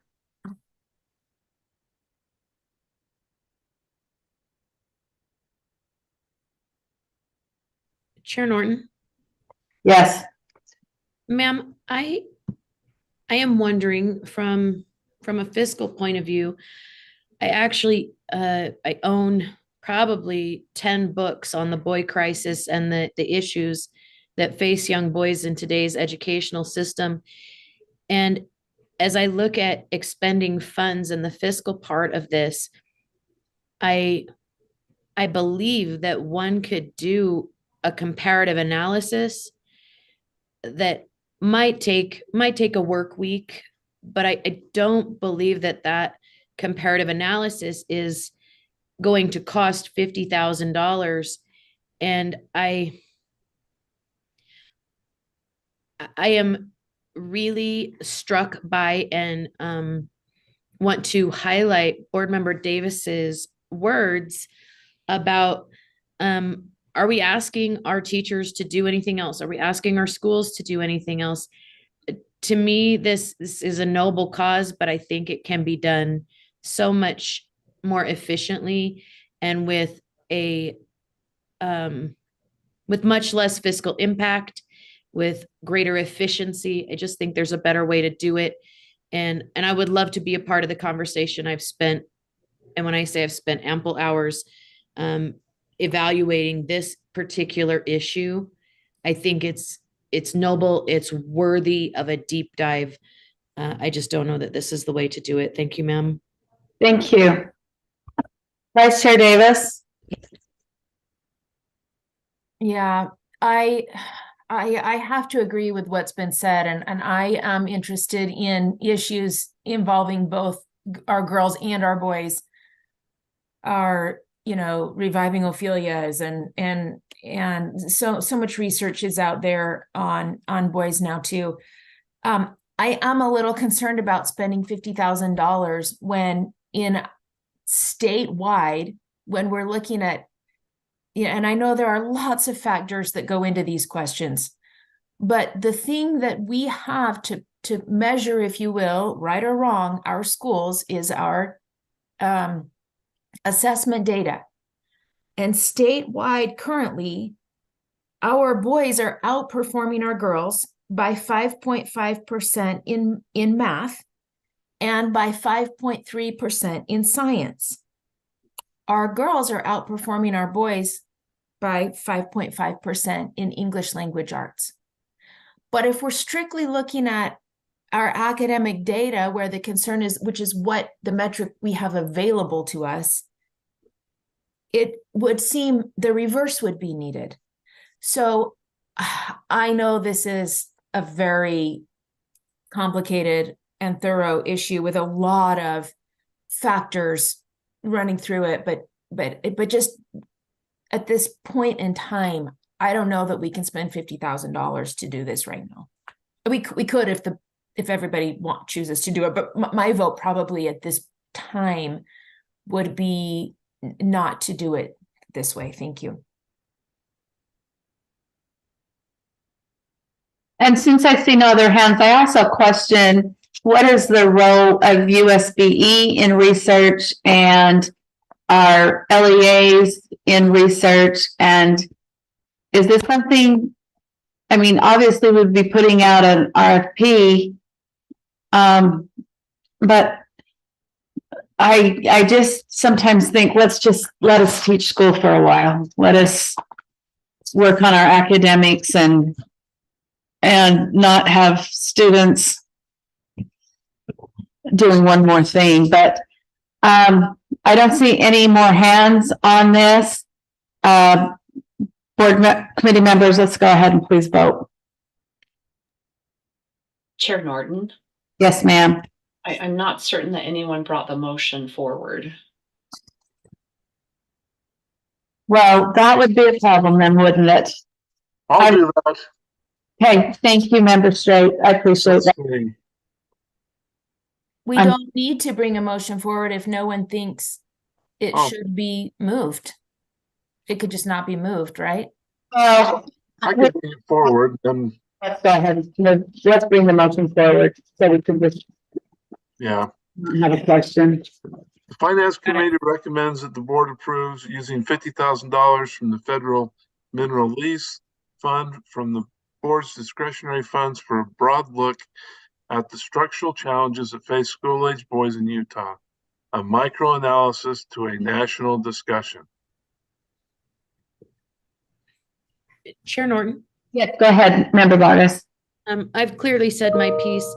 My question would be, it appears as if the board member that brought this is not here. And so maybe there's elements of it that we don't understand. My question would be, would it be fruitful to move this for the full board where we can hear the defense of this request? I don't know whether that has merit or not. I'm actually debating it in my own mind. I'm just asking the question, should we That's move this like we moved the other one? That's exactly what Chair Jones, sorry, yeah, there you go, add another title to the man's overworked job description.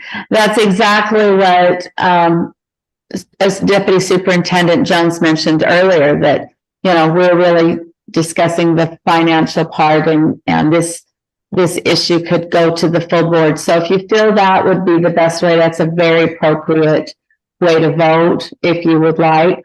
We'll just let that each committee member decide that on their own. Thank you, ma'am. Okay, committee members, go ahead and please vote.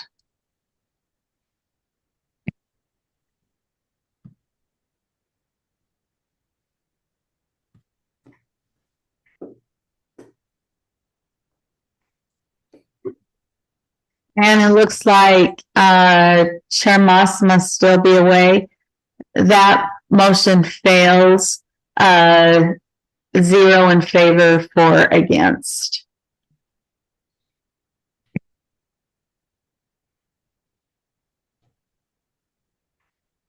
Okay.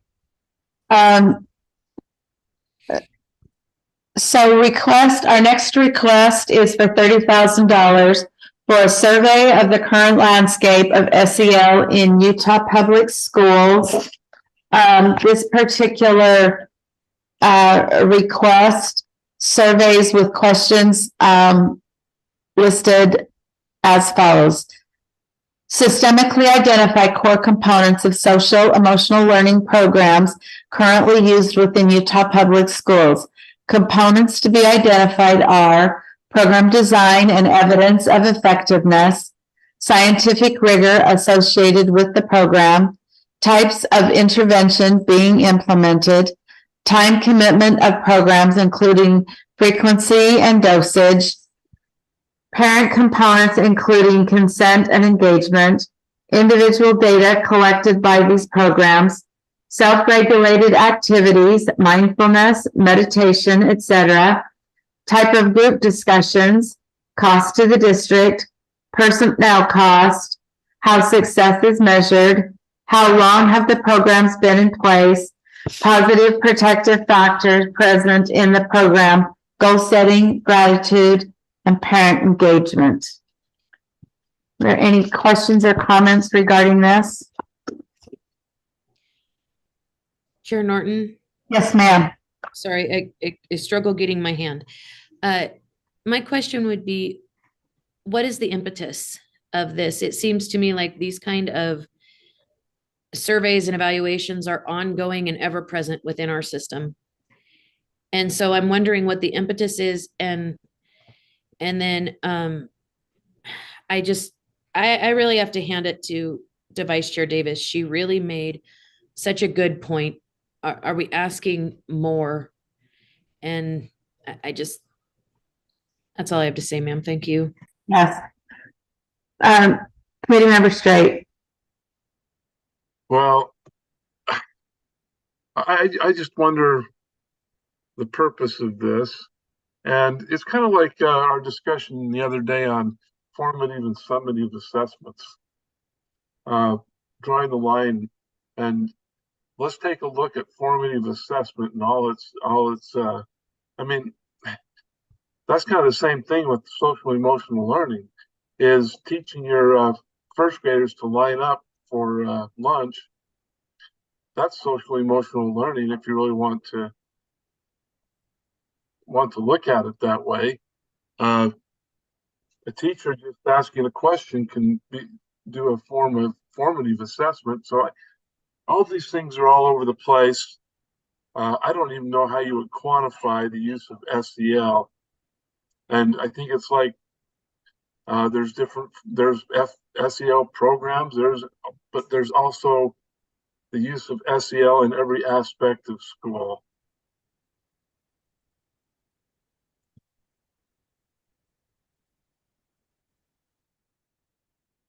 Okay, do we have someone who'd like to make a motion on this? Sure, I'll make it. Okay, Uh, it's on the screen if you. I have it. Yes, thank you. The Finance Committee recommends that the board approves using $30,000 from the Federal Mineral Lease Fund from the board's discretionary funds for a survey of the current landscape of SEL in Utah public schools.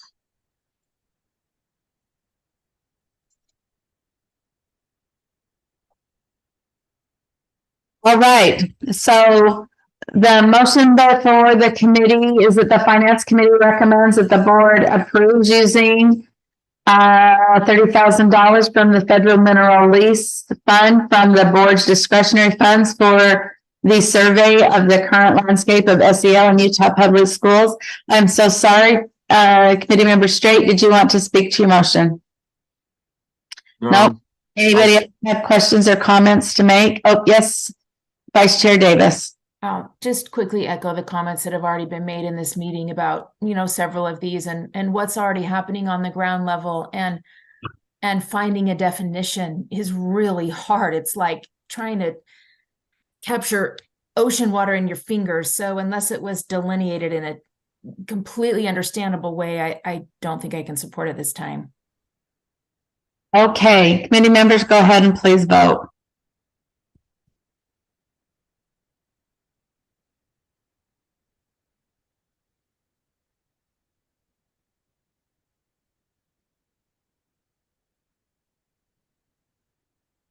Well, I keep trying to put my vote up and it doesn't want to go. Okay, did Chair Moss get back? No. Member Straight? I will vote yes. I'm just sort of here. You're voting yes, you're sort of here. Member Straight, Member Vargas, Member Straight and Member Davis, yours dropped off. Oh, Okay. I was a no. Okay, so that fails by a vote of 1 to 4. The noes are Vice Chair Davis, Chair Norton, Board Member Straight, and Board Member Vargas. Okay, our next recommendation or request for funding is $30,000 from available FML funds, math fluency in middle school classrooms, research the basic fluency rate in the areas of addition, subtraction, multiplication, and division facts of 7th and 8th grade students, and how fluency impacts reliance on technology, calculator computation, and student perceptions related to math success. Does basic math fluency impact a student's ability to be successful in 7th or 8th grade classrooms? What is the relationship between basic math fluency and reliance on technology? Does basic math fluency correlate with students' perception of success in math class? That is the proposal that was given to us. If anyone wants to make a motion, or if we would like to discuss it or have questions or comments, now would be the time. Yes, Vice Chair Davis. I think this is a really important concept. I've helped so many kids in hallways in my kids' school who are like the top math students, and then they in fluency and other things, and they say, I'm so bad at math if they miss 1 or 2. And I'm like, gosh, how do we change this? I could support this with an amendment.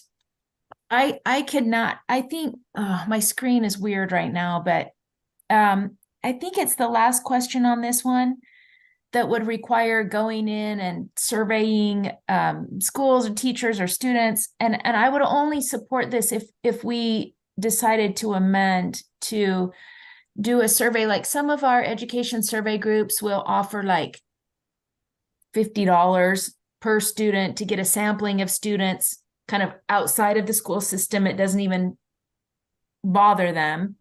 And they really get they ask them lots of kind of deep questions about the topic at hand. It would be math in this case.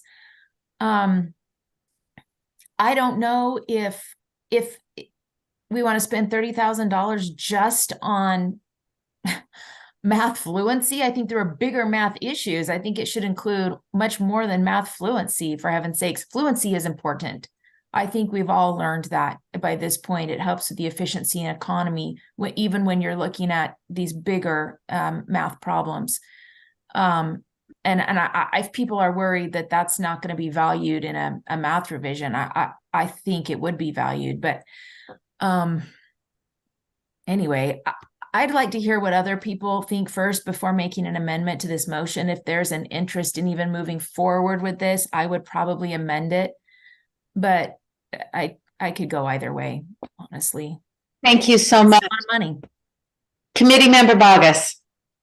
Thank you, ma'am. I know the motion hasn't really been laid out. I guess I would speak against the motion. On its face, it sounds like something great. But my question would be, don't we already have access to this information? Just a terse Google search indicates that we have this information on a local level, we have it on a national level, and we have it on a randomized survey. And so I'm wondering, again, what is the impetus? What is the purpose? And we are just getting ready to do math standards. And it seems like this would come in, the information would come in too late to really affect that process. And so again, I think from a fiscal point of view, it just wouldn't be a prudent use of funds for information that I do believe we already have available to us. That would be my thoughts at this time. I'm looking forward to somebody maybe changing my mind. Thank you. Great statement there. All right, Committee Member Straight. Yes, Board Member Bogus said exactly what I was going to say, so I will be quiet now. Okay. I don't think we have a motion put forward. Is anyone thinking that they would like to put forward a motion? I'll do it. Please go ahead, All sir. right, where is it? Here we go. Coming right up. Finance Committee recommends that the board approves using $30,000 from the Federal Mineral Lease Fund, from the board's discretionary funds for math fluency in middle school classrooms. Wait, a point of order. Yes. I think that motion could be confusing to the public when it's advertised, because this looks like we're not spending money because we don't care about math fluency in middle school classrooms. Do we need to add the word research in there or something? For math fluency research in middle school classrooms. Oh, is that there? Does that That work? could be in. No, I added it in. Amended So, on motion. read the whole thing, or is that good, Chair? That is good, especially since it's on the board. Now, but Vice Chair Davis, did you want to make amendments to this? I would have if it seemed like the committee was interested in pursuing this. And like I said, I could go either way. So since not, I'll probably just vote no on this. Okay. All right. So the motion before Cameron, did you capture that research portion? Yes, you did. Okay.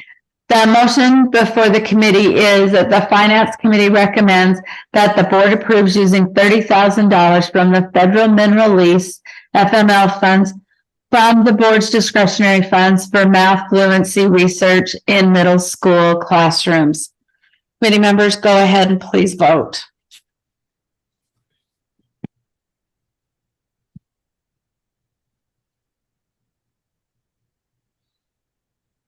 Chair Moss, are you planning to vote? I'm back, but I didn't hear the discussion, so I'll hold off on this one. Okay, so abstain. All right, so that does not pass. 4 votes against and 1 abstention. Okay. So this wraps up the federal mineral lease research and development section.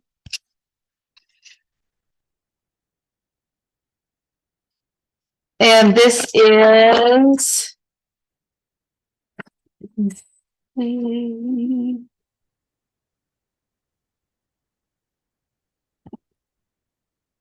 this is a $400,000 request for Pathful Connect. Let me get to my Pathful Connect page. Pathful Connect is a virtual work-based learning platform that will connect Utah industry professionals with K-12 classrooms virtually to achieve authentic work-based learning at scale. How does Connect platform work? The Connect platform matches, professionals into the classrooms through an automated matched algorithm. Skills of working professionals are matched to classroom requests, and that's what I have. Chair Moss, go ahead. Thank you, Chair. This is one I do know something about, was involved in. It's part of a broader initiative and project that I've been working on with Talent Ready Utah to try to bring remote work-based learning opportunities to kids who are not in proximity to some of the great work-based learning opportunities that are out there. We hear a lot about kids, and I was just out in the classroom with Representative Welton, and asked the usual questions. What do you want us to do about education policy? And it was, I wish we'd known earlier about work opportunities, career paths, that kind of thing. There's a lot done in that space, but one thing I've noticed working as an employment attorney is that there's a whole lot of remote work that's working well.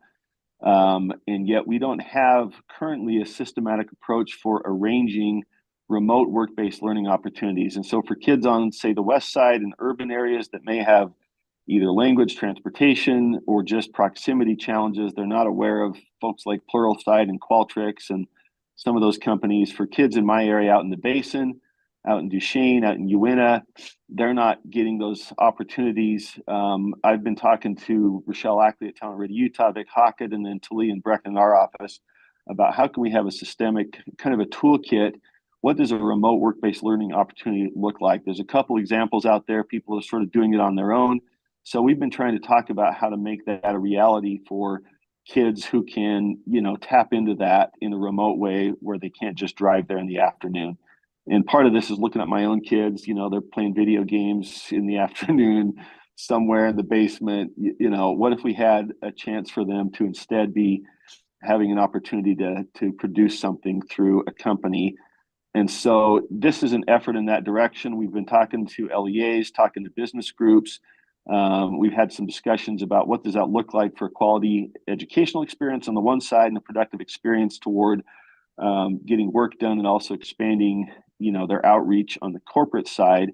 And so the office, Brecken and Talia, are kind of developing a toolkit for what that looks like. This is a tool that would help connect people and also provide some opportunity. So it came from Talia and Brecken. I'll leave it to them to explain it. But I see it as a key piece in making that opportunity statewide that kids have along the Wasatch Front, where you've got a chance to go over and have that experience in high school that gives you credit and also exposes you to opportunities. And I would just love to build some bridges to folks. Again, mostly I'm thinking about urban kids and rural kids who don't quite have the same as the kids along the Wasatch Front where I grew up. So that's my interest in it. I think it sounds like a good tool. I know Idaho's doing it, spoke briefly with the Pathful people, and I've noodled around. And so it would be a way to connect once we have schools that want to do it and make it available. We have companies on the other side who want to offer it. And we've developed guidance that goes through things like workers' comp and data security and operational questions like what can a high school kid do to be productive with a team? When all those questions go into this toolkit, then how do you connect them? And this, I think, offers that functionality. So I'll leave the technicalities to Talia and Brecken, but I think it's as a part of a broader piece of broader access, it's a tool that could be really useful.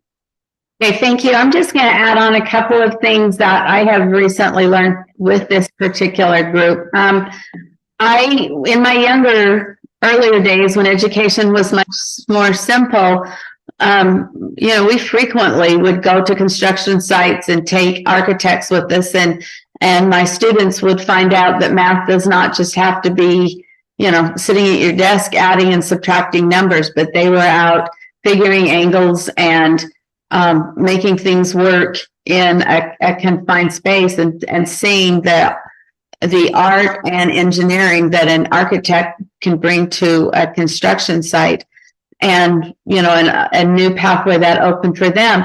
But I was concerned because with where we are with the legislature right now, I don't dare bring in people and having guest speakers in my classroom, and I feel those roadblocks being put into place, and a company such as this, and I don't know much about this company, but I do know not only do they acquire and pull together these industry professionals, but they also do vetting that would meet the state standards. So they did get me past that particular roadblock. Chair Moss, did you say Talia and Brecken are here, that they could talk with this, or that I understand Brecken is, if I'm getting it right. Maybe we could ask Brecken to come on and talk for just a minute, address this, and then we'll go to Committee Member Straight and Vice Chair Davis. Brecken, if you're here. Hello, good morning. Yes, I'm here. Brecken Haywood, Education Specialist in CTE. Yes, we appreciate that Board Member Moss, or Chair Moss, excuse me, has brought this to the committee today. The Pathful program is intended to help bring in guest speakers, industry professionals into the classroom.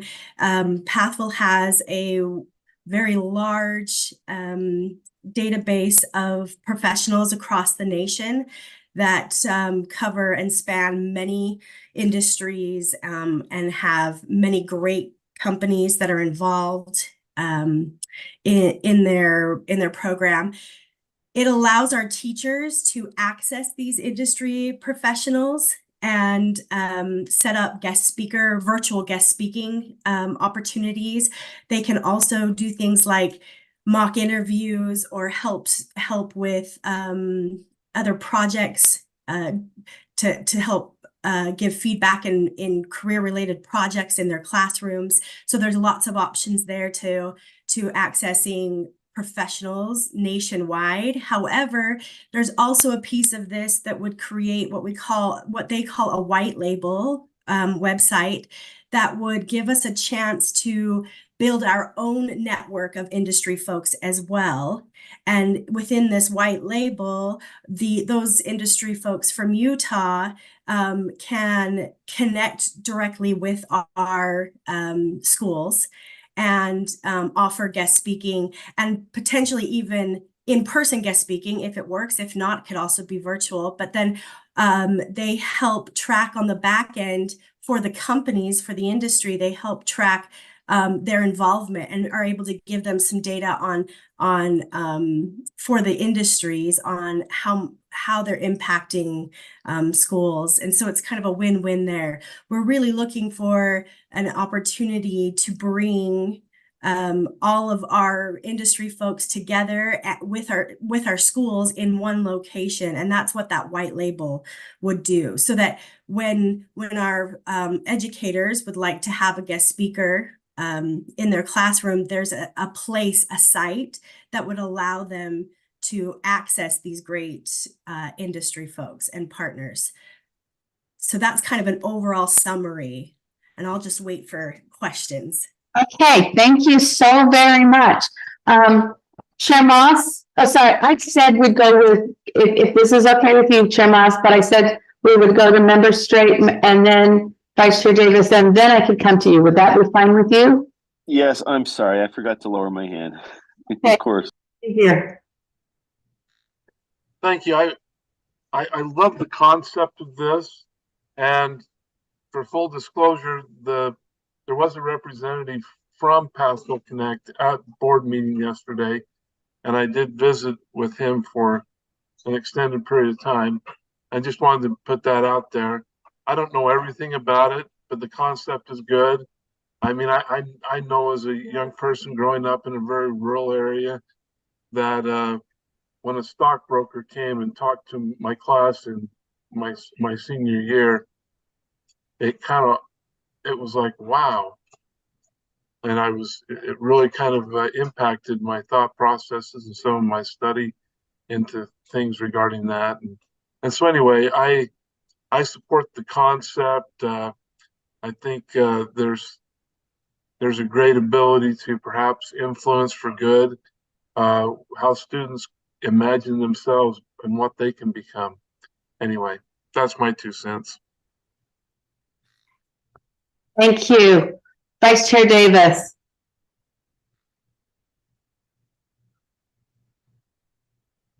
Guardrails, is that going to cover like student safety, and presenters will kind of know a general little summary of applicable laws when presenting or working with students? I mean, and content even, and all of that stuff. I mean, because I don't want questions to come up like we got 50 people out there that are going to come and do a presentation to do some certain kind of indoctrination or something like that. So are you addressing that, and is it a sole source? Those are my questions.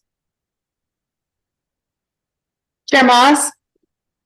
So I can address the one. I think on the procurement side, on sole source, I'd have to defer to Brecken. But in terms of the protocols, there's 2 pieces to that. As we've tried to talk through this toolkit, which is separate from Pathful. That's something that's been in the discussion for months.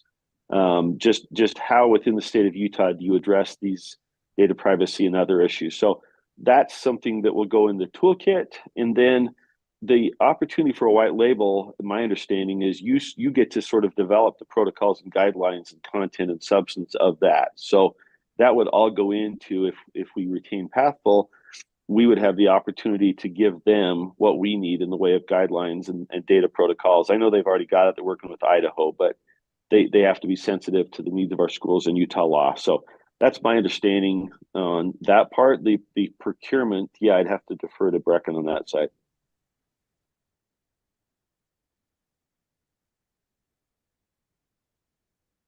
I'm going to actually tag team Wendy Morton from our office in to answer that question. Wendy, are you okay with that? Good morning, Wendy Morton, Career and Technical Education Coordinator at USBE. As far as the sole source goes, we do have that the vendor has provided a sole source letter stating that they are sole source. In the procurement process, we actually, our office goes through a process of posting that publicly and allows other vendors to provide a statement or contest that if they believe that they can provide the same services as we go through the procurement process with whomever we are looking at contracting with. So they do say that they are. We have not yet verified it because we haven't moved forward in any kind of contracting process to evaluate that fully to see if they are sole source. We would have to go through that process. We did the same thing with Adobe, and it's the same process as we do any sole source vendors out of our office. May I follow up, Chair? Yes. Okay, I appreciate that information, and I like the concept enough, just like I love what our students are doing with Adobe. They are getting jobs based on these graphic art skills that they're getting in high school. It's crazy exciting. I've seen my own kids do it. But I also really like this conceptually, and I'm willing to move forward and support it because I think it's important for our students understanding that these things are going to be put into place, some of these safety guardrails, content guardrails, and also that there is a sole source letter and that will be verified. And if it's not, I guess we deal with that down the road and how we need to make sure we're following all procurement rules and such, but I can move forward at this point. Thank you. Board Member Bogus. Hi, thank you, ma'am. Boy, my voice. I just wanted to really ditto what Board Member Davis said. I think she makes a lot of really good points.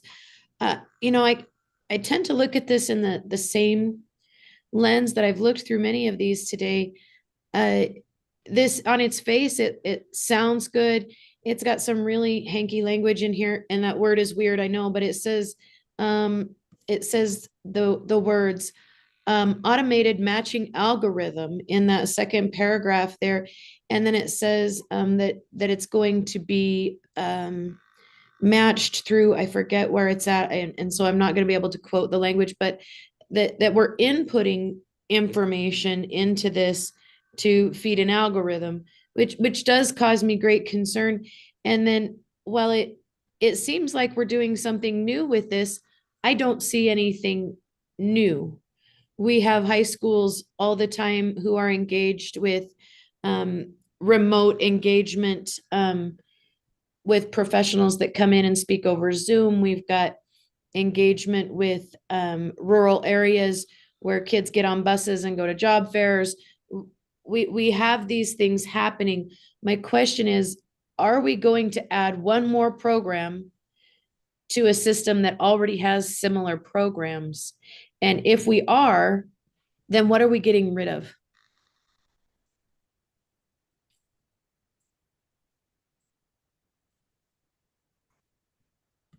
Straight. Yeah, I would just add, I agree with much of what Board Member Vargas said.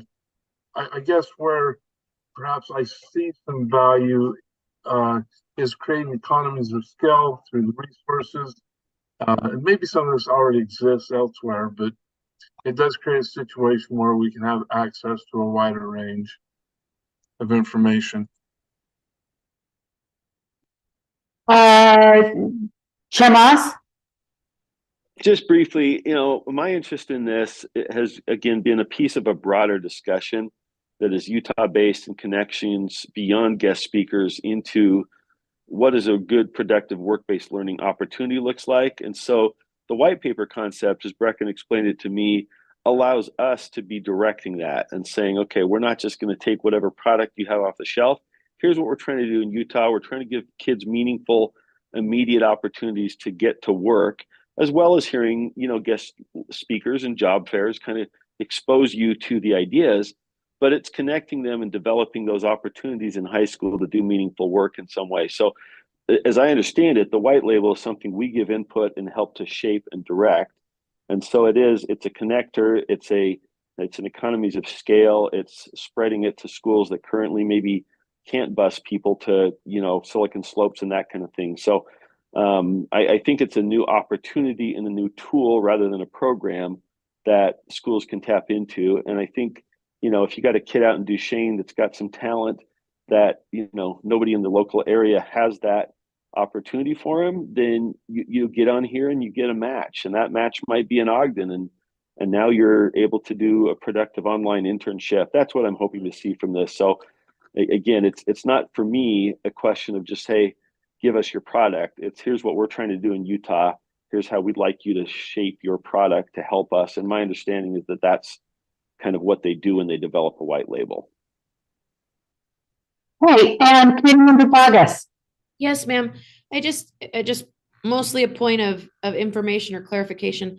This isn't just one-time funding. This is ongoing funding as well, unless I'm reading that incorrectly.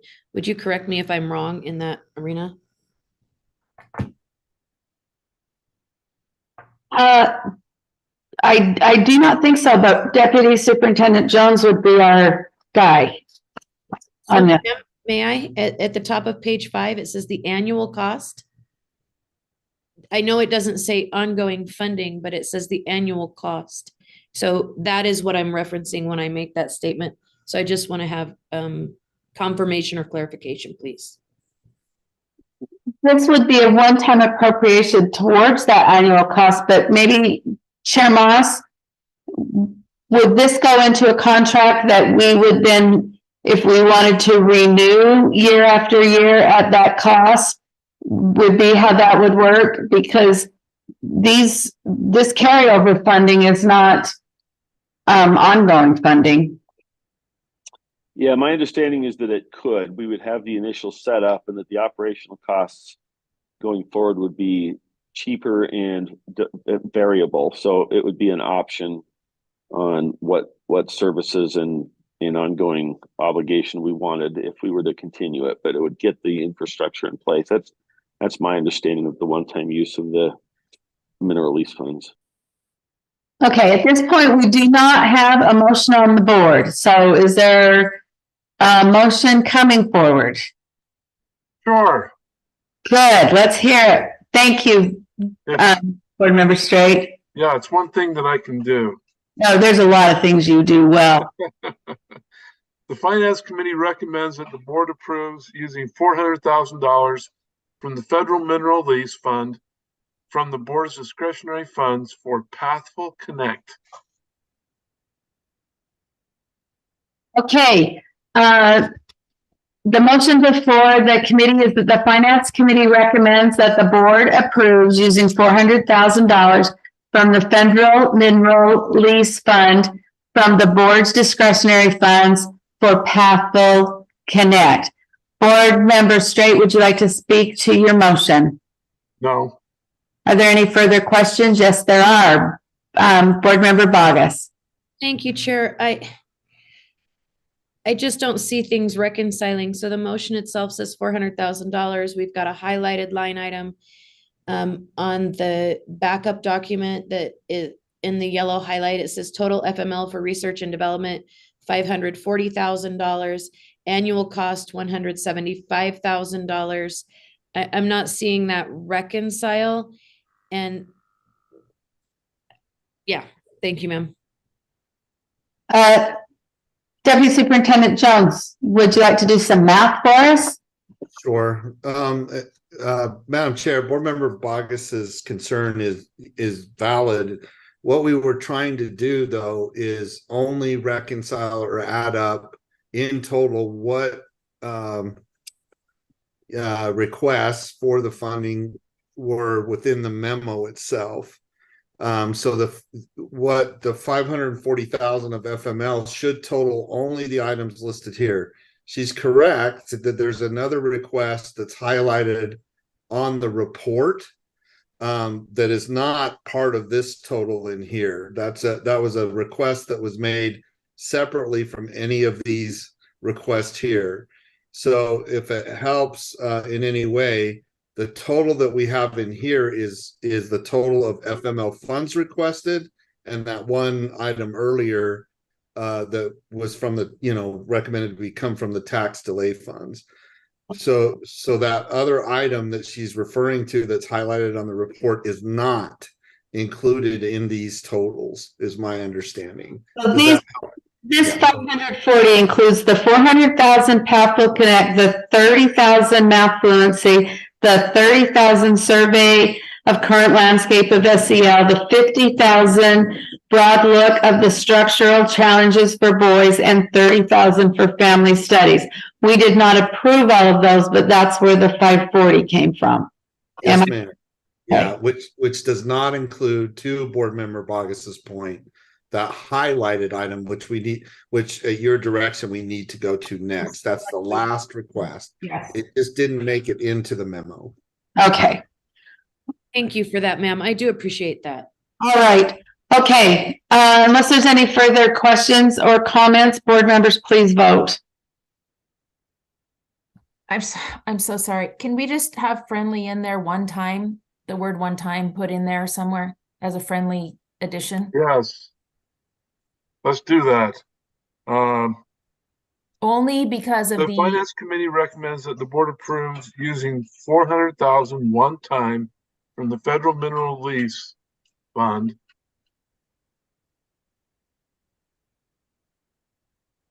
from the board's discretionary funds by Pathful Connect. Okay, please vote.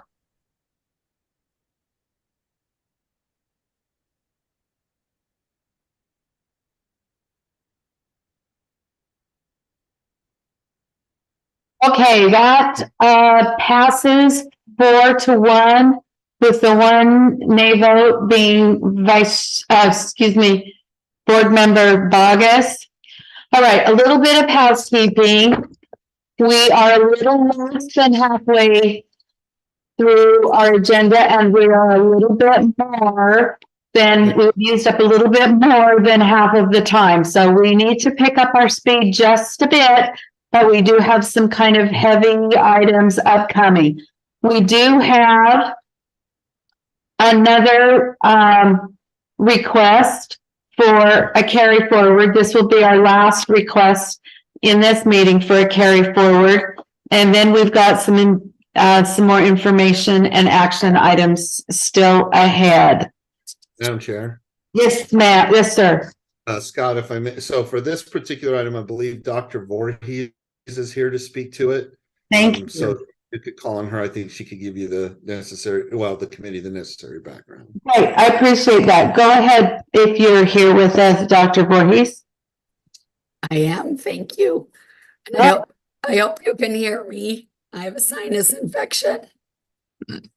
But I want to thank you for considering this request.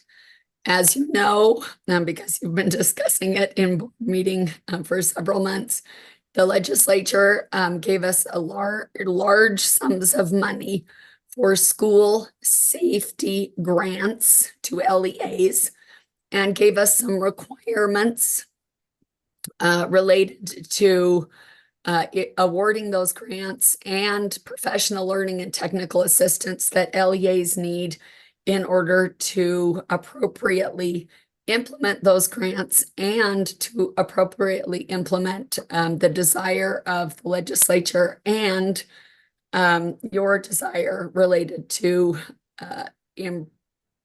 ensuring and improving school safety in our buildings and our educators' understanding of how to implement school safety practices.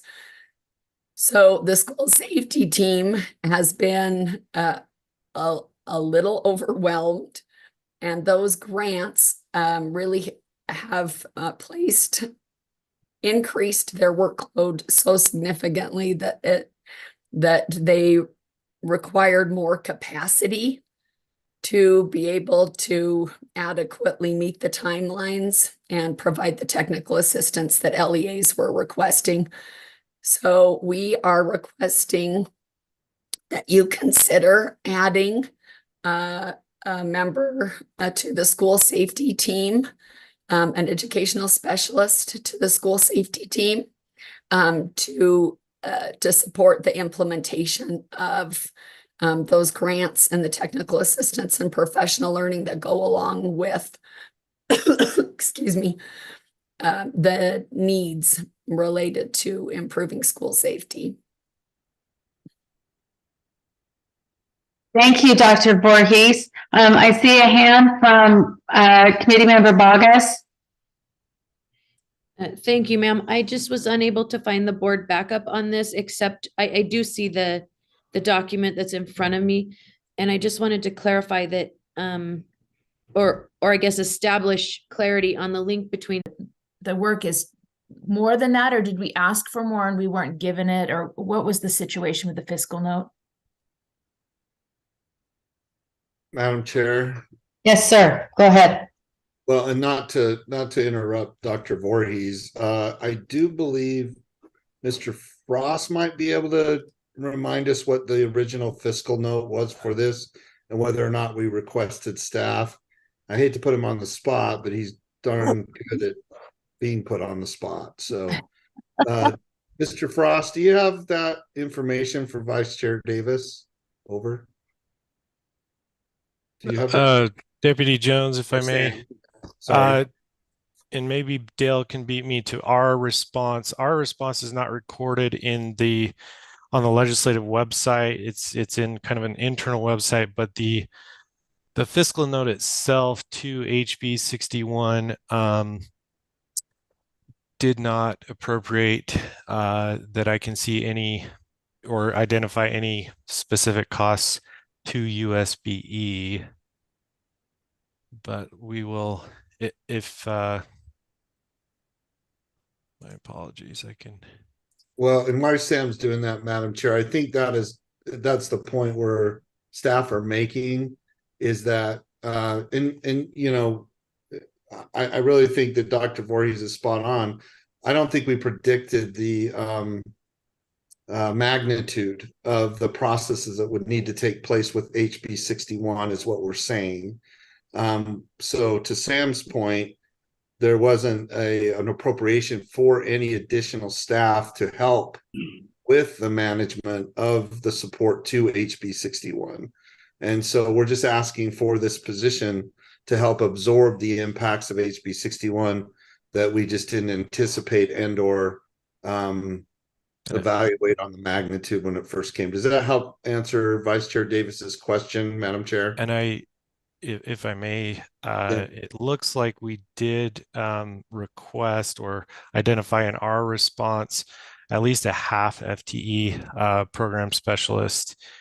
But let's see. I don't think it was not funded or Okay. not Fast accepted follow as up, Chair. a cost. So Yes, ma'am. Yeah, I appreciate all of you and all of your help. And this is where it just gets so frustrating, because I think there is sometimes a disconnect between the legislature and the board and the LEAs and the public about how much is required and who's doing what. And this is where that oversight model would give us a base language and we can say, look, you're asking for our involvement at a level 3 here, and it's going to require this FTE. I mean, I'm sorry, and I'm pontificating, and I will stop. I support this, but I think we need to advocate for ourselves to be able to get the resources we need to do what's expected of us via the legislature. Okay, I'm waiting for a motion.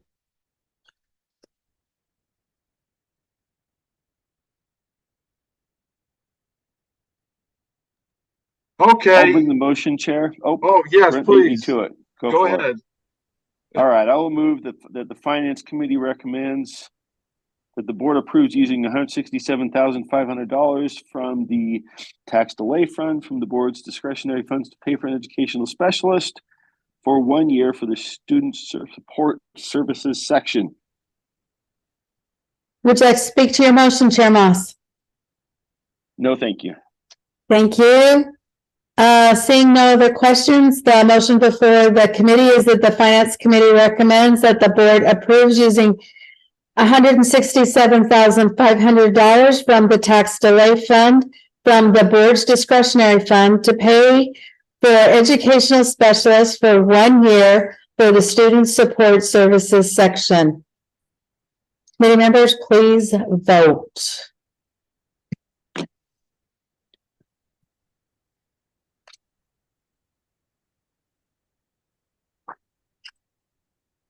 Can you see Board Member Bogus's vote? I don't see it.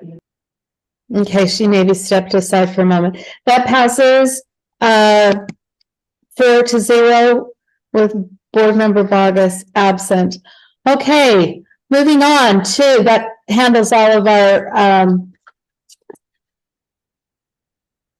our financial request for my goodness, brain. Come on, let's kick into gear right now.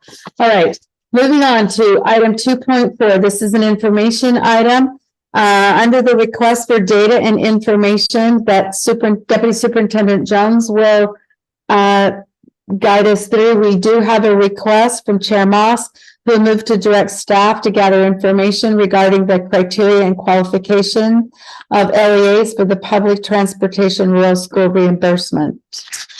And ma'am, we're ready for that. I think if you'll call on Director Yuri. Director Yuri, we would love to hear from you. And Cami, can you pull that program up, or what? I'm sorry, the backups up for him. Or Sam, do you need to? Yeah, go ahead. No, this is great. Yeah, if you go to that second slide. So just an outline here of the main school transportation programs in existence. So the big one is to and from school transportation. Links to code there in the backup document. 130 million was funded. And as we've discussed at length, it does have that 85% hard cap per LEA on their expenditures from the prior year. There is a small base funding element of $30,000 for each district. And as we've discussed previously as well, no charter schools qualify for this piece of the transportation funding. It is only school districts. They're the only, LEAs with a mandate to provide transportation.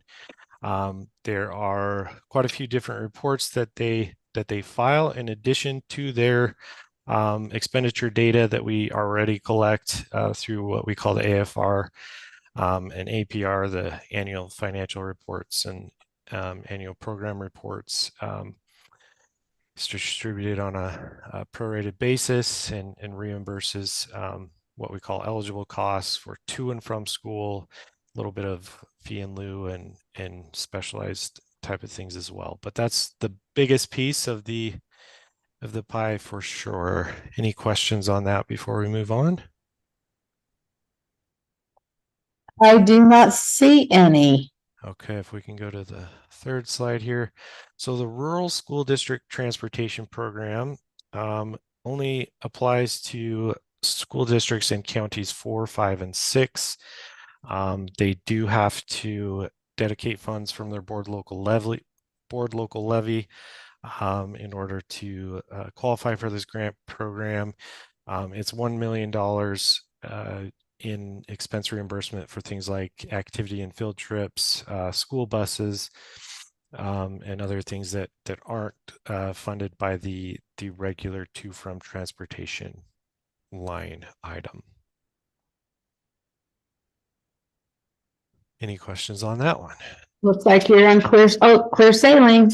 Okay, and then the last one is the Rural School Transportation Reimbursement Program.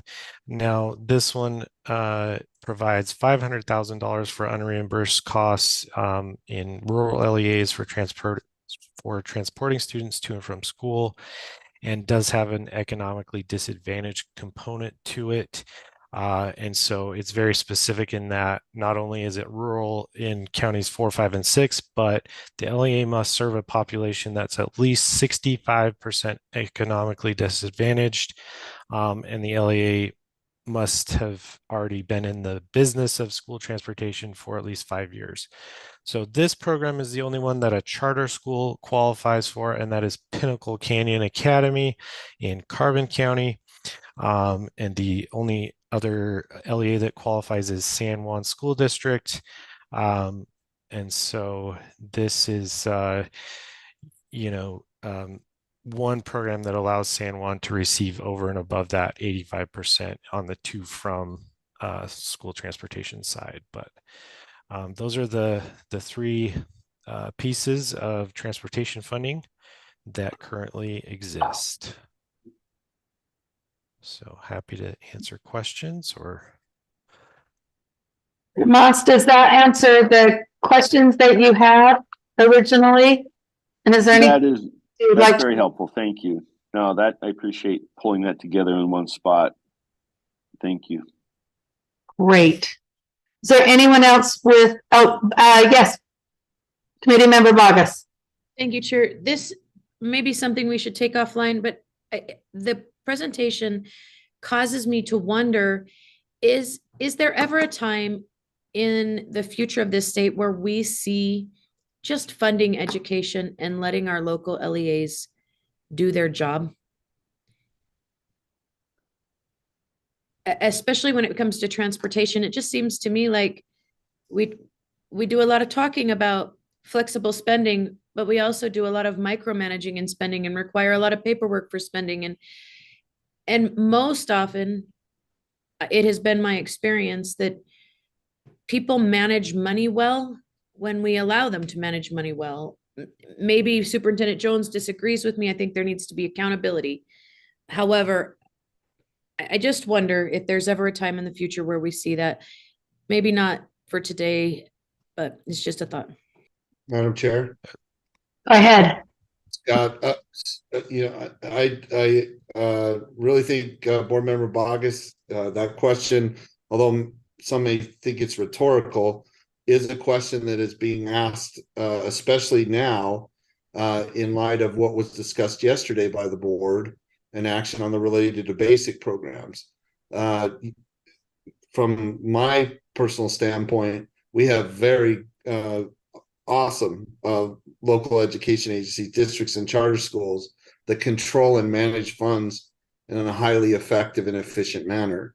I really think then it's a policy decision and maybe it can be construed as philosophical, but do you just roll quote unquote roll money up into the WPU, make it more of an unrestricted, here you go, LEAs, this is what we expect, you decide, here's the who, the 5 W's, but you decide how you do it with the resources we're giving you, is something that I see could happen in the foreseeable future.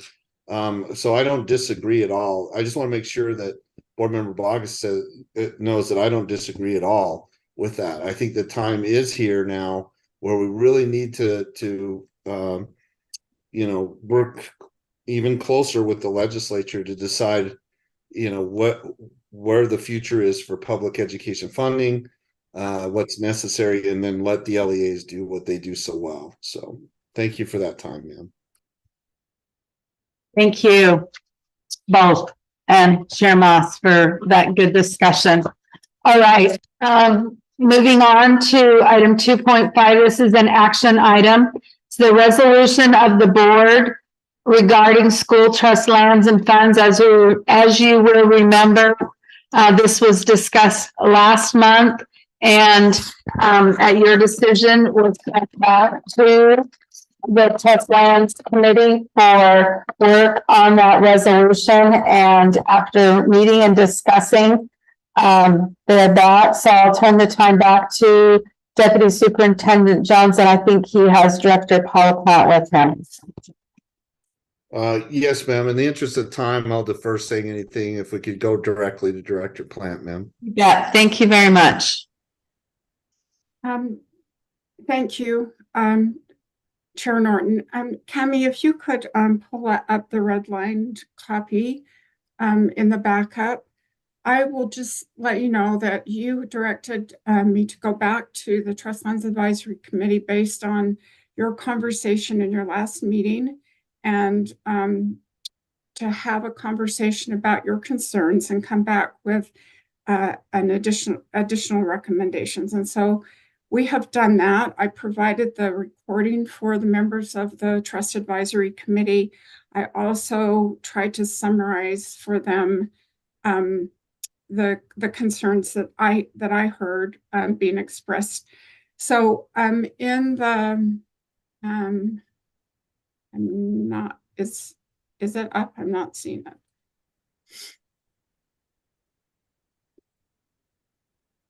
Can you see the document? I can see the document. Okay, perfect. If you can see it, doesn't matter if I can see it.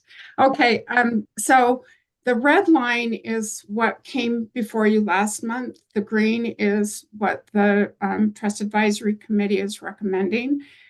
So I'm going to indicate to you that in the sixth whereas, there was considerable concern about that language that said independence from political interference. And so we have gone back actually to the code and actually lifted from the code what the code says about independence. And in the case of the Trust Lands Administration and in the case of CITFO, they both are indicated as being state agencies within independent state agencies within the executive branch. So we just stated that. That is the position of the legislature because that is what is in code. So that is there, along with down below, we inserted similar language also in the therefores, because Board Member Straight had indicated that if it was in one place, it probably should be in the resolves because that's where it really matters. So it's just been restated there. You can see that. Thank you, Cami. And if you'll go back up then to the 7th resolve, the second concern that seemed to be coming up again and again was the concern over the term intergenerational equity.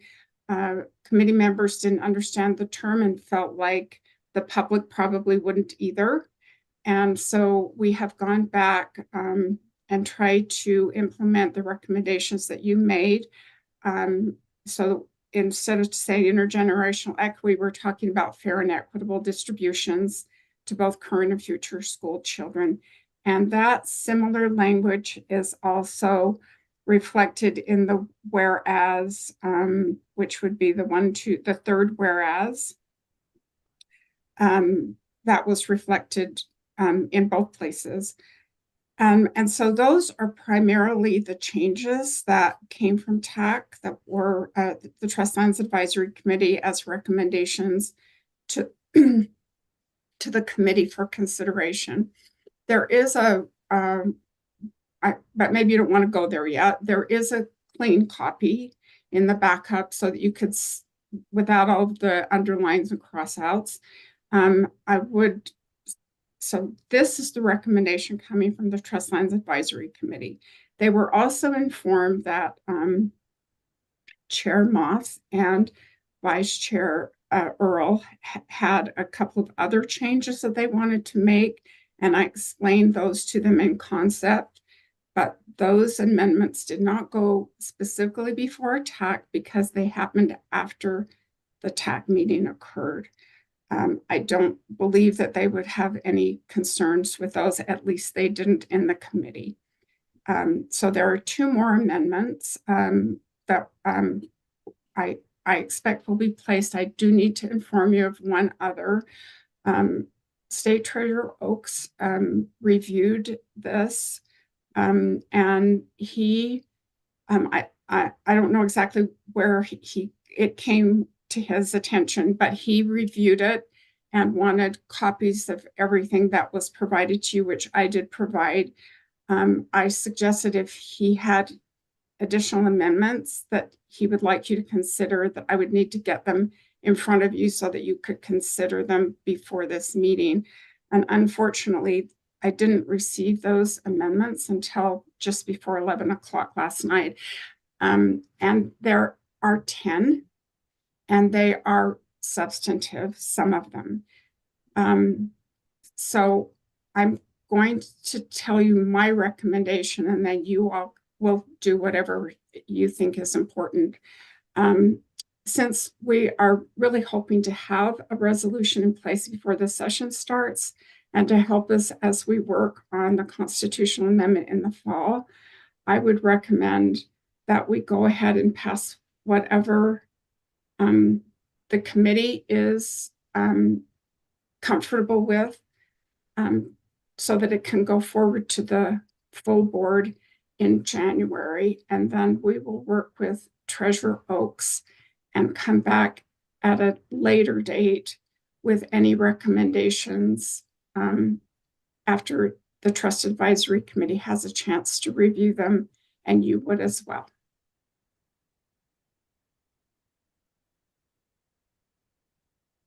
Thank you very much. Committee, are there questions or comments that you would like to make at this point? Yes, yes, Committee Member Bogus. Thank you, ma'am. I am wondering, based on what Director Plant has articulated, would it be appropriate to move to postpone this for consideration in next month's committee meeting after her team has been able to evaluate and consider these options? I would like to let the committee discuss that. She's already stated her thoughts that it needs to be ready for the full board in January so that it could be ready for the legislative session in January. Board, or committee, let's discuss that and see where you feel we need to go in regards to that, those extra amendments that were sent in last night. Yes, Board Chair Moss. I apologize. It has been a day. Was the word hanky? Is the word hanky, Christina? It's been a hanky kind of a day. Yes, that's a good word Wonky. to use, Chair. There you go. I'm sorry. My phone died. I've had a couple of other emergencies. So I'm just joining. I know that there's been an attempt to capture the concerns we brought up. I've seen the additional amendments, one from Vice Chair Earl, one that captured my own concerns. Those to me looked like they addressed the issues that we raised last time. So I feel like I'm in support of what's been brought as an amendment. There, you know, we took out some of the things that raised concerns, like the question of what intergenerational equity meant. It's, you know, instead of that, we've got current and future generations. Instead of looking like we might be engaging in a political discussion, it just emphasizes the independence and the need to generate, you know, money for our schools to be used locally. So I feel like it's in good shape, but I apologize. I did not hear the concern about whether it's ready for consideration today.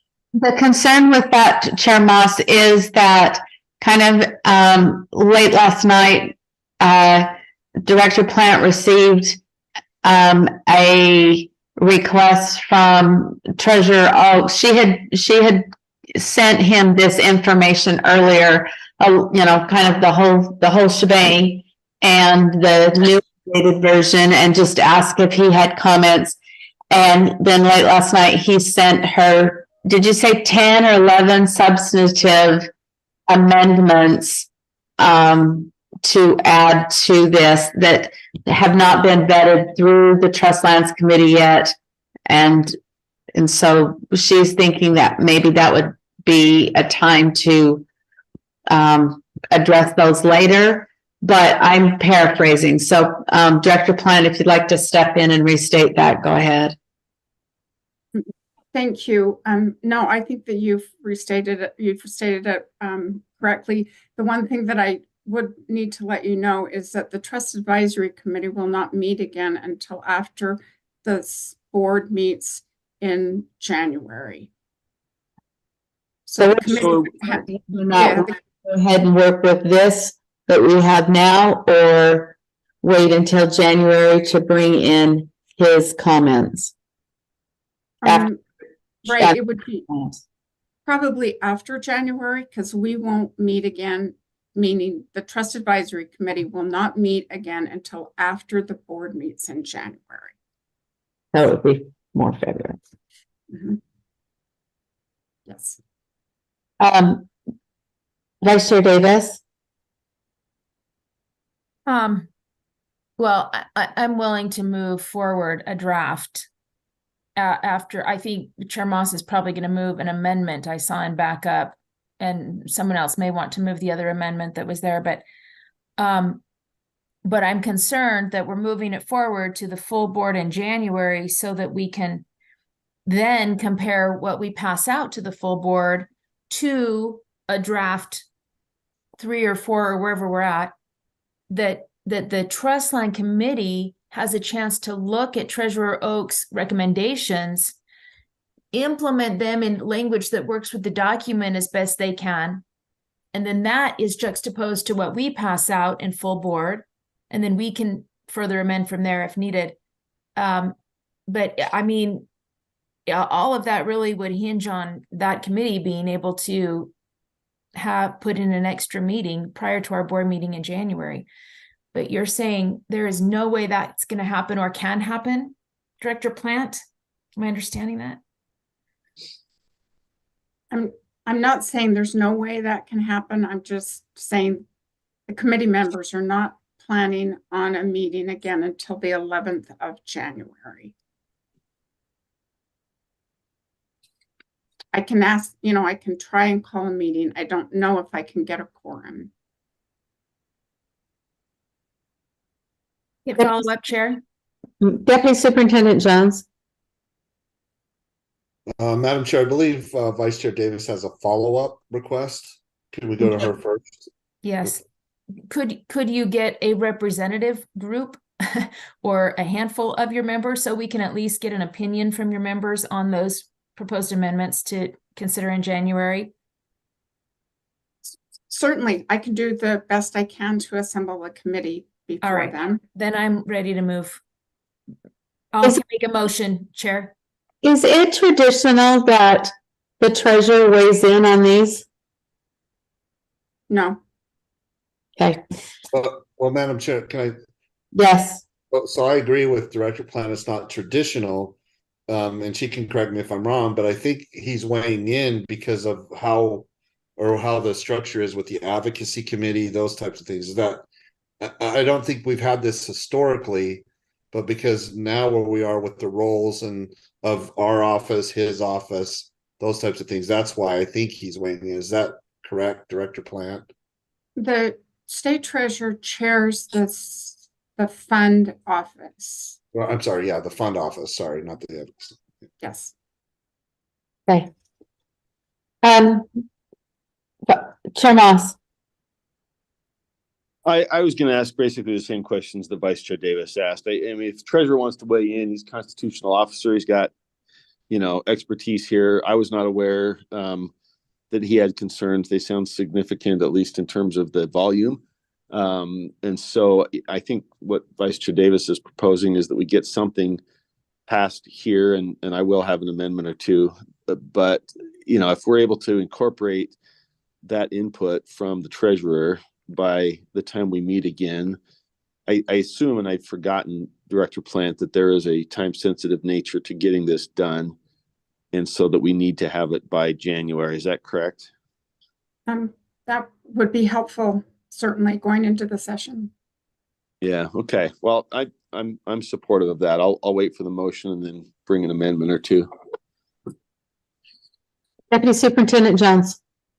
Madam Chair, I think we're all on the same page here. What, if I may, and I know there's a fine line here, and I'm not trying to influence board members or anything, but if the motion could state that you, the Finance Committee, are recommending that this move forward to the board in the January meeting, subject to the staff trying to, or coordinating a additional TLAC meeting between now and the January board meeting, that would help us a lot, because then, process wise, we can do that. We can have the TLAC meeting. Then we get into the January meeting. You'll have the input from TLAC, and we can go from there. Does that, let me just check. Director Plant. Oh, okay. Yes, I'm not sure about the wording, but thank you. Thank you. Okay, we are ready for that motion, Vice Chair Davis.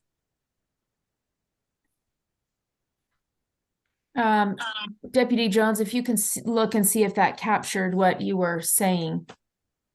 And also with the understanding, Director Plant, that you may not be able to get a quorum, but some of people could at least give some feedback. And then incorporate the language to give us a complete new draft to consider with the pieces you felt comfortable incorporating. Right. I think that works. I think that's definitive enough, both for staff, and especially for the public, and what the process is and the recommendation is, in order to, on a timing perspective, get in front of the board in January. But can we just check in with Director Plant? Does this make sense, what I'm trying to do here, Paula? Yes, of course. Okay. I think we can accommodate that request. Absolutely. Yes. Okay. Okay. Then I move that the Finance Committee approves the Utah State Board of Education resolution regarding school trust lands and funds, draft 2, on first reading and forward to the full board for approval on second and final reading, subject to staff coordinating a TLAC meeting prior to the USBE January board meeting. Second, and then I have an amendment. You're muted, Chair. Chair Norton.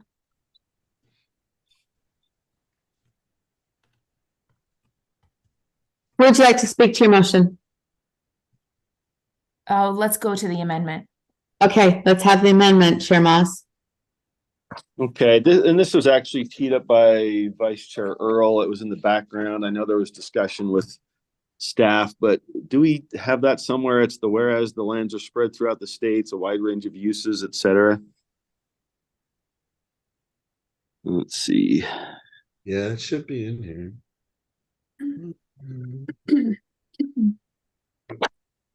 Madam Chair. Are you referring to your amendment or are you talking about? Vice Chair Earl's amendment. Oh, okay. Here we go. My apologies. So yeah, I would move this language, replace paragraph 3. And I've forgotten who this was discussed with. It was a member of staff. It may have been, gosh, was it Cammy or Scott or somebody? Might have been Director. It was with Plant. Paula, sir. It was Yes. with Okay. I'm sorry, Director Plant.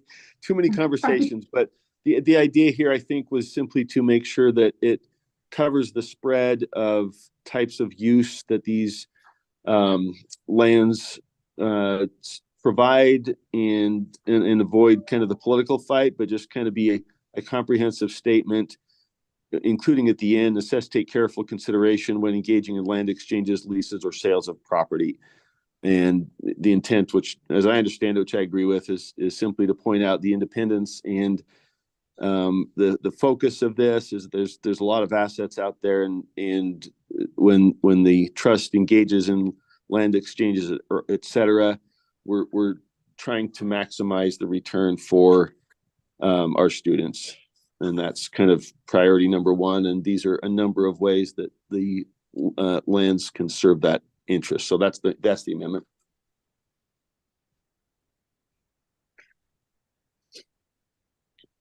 Okay, do we, let's go ahead then. Is the amendment as stated the way you want it? Yes, thank you. Okay, so the amendment before the committee is that we substitute paragraph 3 for the language below.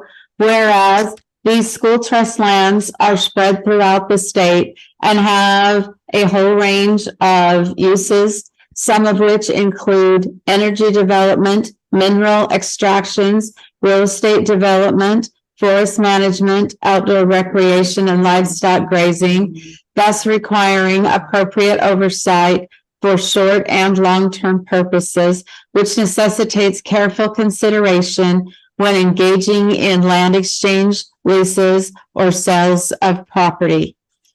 Would you like to speak to that anymore? No, I apologize. I already jumped the gun and did it. Sorry about that. Great. Is there any questions or comments from the committee? Seeing none, committee, go ahead and please vote.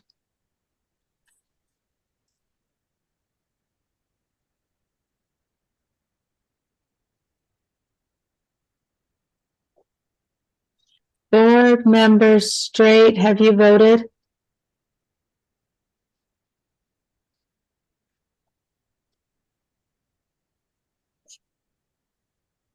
Okay, it looks like that particular amendment fails 4-1, with the noes being member Straight. Excuse me, 3-2. The noes being board member Straight, Vice Chair Davis, Chair Norton, and yeah, that's that one. Now for the full, the full resolution of the board regarding school trust lands and funds. Do we have someone who'd like to make this? Oh, this is board member committee Vice Chair Davis's motion. Did you already speak to this motion, Vice Chair Davis? Well, yes, but I have a question. I thought Chair Moss had another motion that was going to reorder the statements to put the main point in a better position or something. Jim, are you going to make that motion? I can do that. It's kind of more of a cleanup, but yeah, if we have time, I guess, and it's in the backup, it would be to bring the resolved about encouraging to support all distributions up to under, it would be the second, now therefore be it resolved, and it would include the statement in the first, be it resolved in order for the school trust to continue to be in growing revenue stream. I know I'm speaking fast, but I think it's all in backup. Is that up there? There we go. Will you read it in as the motion? Yep. Okay. The motion is that the resolution be reordered. So the first paragraph reads, now therefore be it resolved in order for the school trust to continue to be a growing revenue stream impacting student achievement. The Utah State Board of Education encourages the Utah State Legislature to protect the school trust and the requirement that it be dedicated solely to K-12 public education, and be it further resolved, that paragraph would simply be moved from the bottom of the be it resolved up to the second paragraph. Then let's see.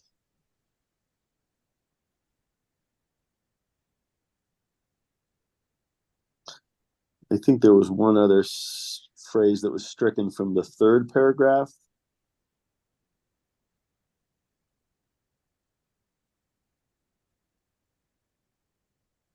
It would strike thereby obtaining essential revenue for Utah's public schools. So that would be it.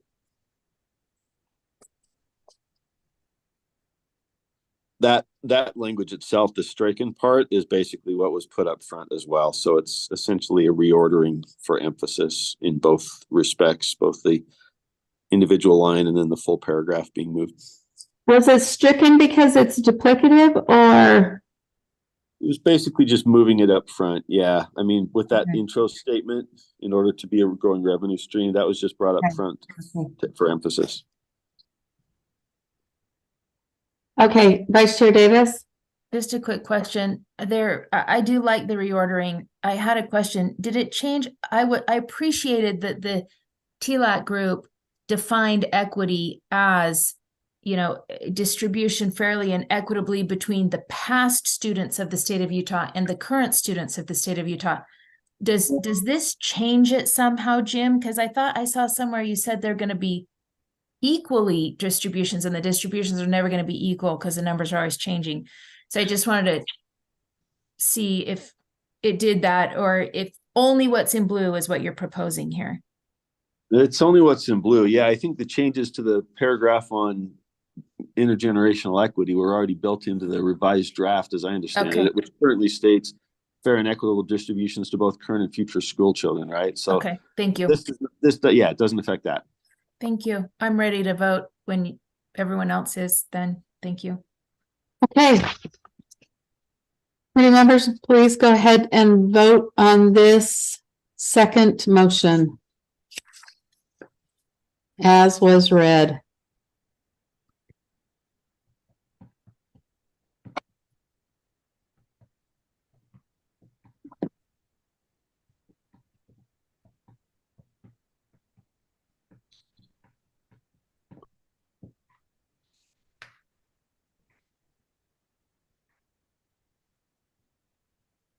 And since it was your motion, I assume you're voting yes. Is that correct, Chair Moss?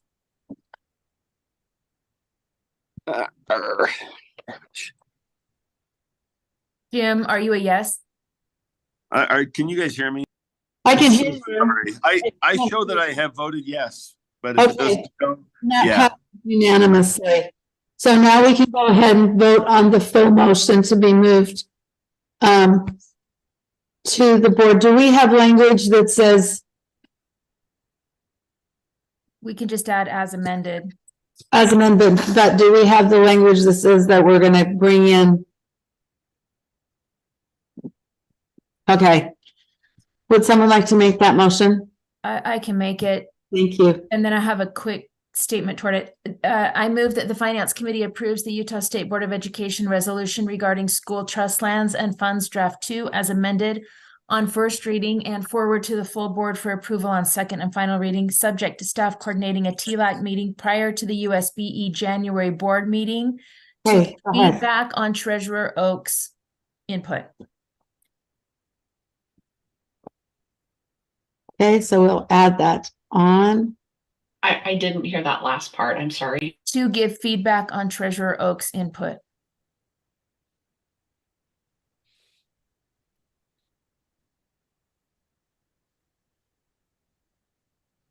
And in a brief statement, if it's appropriate, Chair. Yes, ma'am, very much so. Hopefully, again, that feedback will come in the manner of a new draft with language already incorporated, so we don't have to make 10 amendments if you approve them all. And then the second thing is on that amendment that just didn't pass there was just so many words in it. When it comes to full board, if we want to add one piece in, understanding the economic piece weighed with the environmental piece, I'm fine with that. Whoever's listening to this publicly, I just want to, but there were just so many words in that other one. Thank you. I'm ready to vote when others are. Okay, so the motion before the board is, or the action before the board is that the Finance Committee approves the Utah State Board of Education resolution regarding school trust lands and funds draft 2 as amended on first reading and forwards to the full board for approval on second and final reading, subject to staff coordinating a TLAC meeting prior to the USBE January board meeting to give feedback on Treasurer Oak's input. Any questions, comments? Go ahead and vote.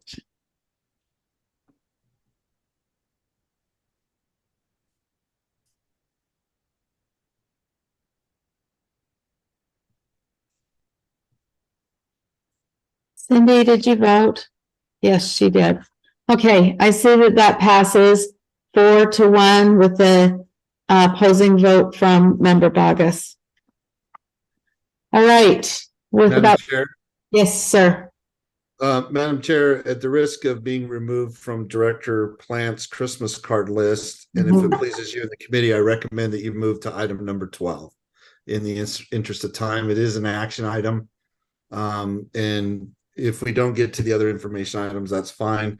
But with only 45 minutes left on the schedule, I think we need to devote that time to this agenda item, ma'am. Okay. All right, this is Board Policy 2007 that was sent back from the full board to our committee for further discussion. We received some input from Board Member Carey, of which I then forwarded to Chairs Moss and Hymas for their comments. Board Member Carey's comments were, he had questions, and he first asked, this is regarding board members commenting in legislative hearings, meetings, etc. He wondered if there was any data suggesting that these issues would be resolved by this particular policy, and if there were any specific instances where this had been a problem. We responded back to him that yes, there had been at least 2 different meetings where it was not made clear, and there were several elected members of the Utah State Legislature who felt that the comments made by our board members represented the full board, when in fact the board had not even voted on that yet. And so that was the questions basically, and then the response. He also asked if we could have something similar to this for the superintendency. The superintendency already has their own policy that is very similar to this. As a matter of fact, this particular policy was based on the policy that they currently are using. So that's the follow-up that I have received. Vice Chair Davis. Thank you. I have a motion and an amendment. Thank you. This would be a very appropriate time. Okay. I don't have the language right in front of me, but I move that we move policy number, I move that the Finance Committee moves policy number 2007 to the full board for consideration in the January board meeting. And then my amendment is, okay, I'll say it again this way. I move that the committee approve the board policy 2007 draft 1 and forward a recommendation to the board for approval And now I have an amendment. If you could scroll down a bit. My amendment is to add the word representing on lines 7 and 9 before each instance of the term board member. There might be more than that actually, but so it would say something like this: when presenting as an official representative of the board, a representing board member shall advocate only for the objectives and authority of the board, regardless of the representing board member's personal opinion. A representing board member shall, and then it lists the things that they shall do. And then the next piece is striking the word only on line 16 and adding as requested by the board chair after the words on behalf of the board. So when any of us are asked to represent, we say, hello, I'll speak to it after, sorry. The next part is that they state that the board member is speaking on behalf of the board and moving out only. And then adding an individual before the word board member on line 26. An individual board member may testify in a legislative meeting in the same manner as any other member of the general public. And I'd like to speak briefly to the amendment. Yes, please. I think for all of us on the board currently, we've been talking about this enough that it's pretty clear in the policy who's the representing board member and who would be just an individual board member. But we get new board members every 2 years. And just for clarity's sake, I think this helps it read better so that we know if a person's invited by the chair, these are the things that he or she does to represent the board. If we're speaking on our own, we speak as a private citizen. And so I just, as a brief comment, when I used to be asked by Chair Huntsman, I always said, I'm here on behalf of the board as requested by Chair Huntsman. So it was very clear that's where my authority came from in that moment. When I spoke as a private citizen, I never stood up and said, I'm a member of the state school board, but I'm here speaking as a private citizen to tell everyone I simply said, in case people knew that I was a board member, I am here speaking as a private citizen, and these are my thoughts about this thing. I think it's really helpful for our legislature to understand when we're representing everybody and when we're representing one person. And this language just helps clarify that. Thank you. Thank you very much. Committee Member Bogus. Yes, ma'am. As soon as we vote on this, I have some amendments. Go ahead. All right. The motion before the board, can you just help me with this? Do we need to read the whole motion? We need to do the amendment first if she has other amendments, I guess. The whole motion. I meant your amendment. Do we read through the full amendment? It should say as written. Okay. The motion before the board is on the board as written.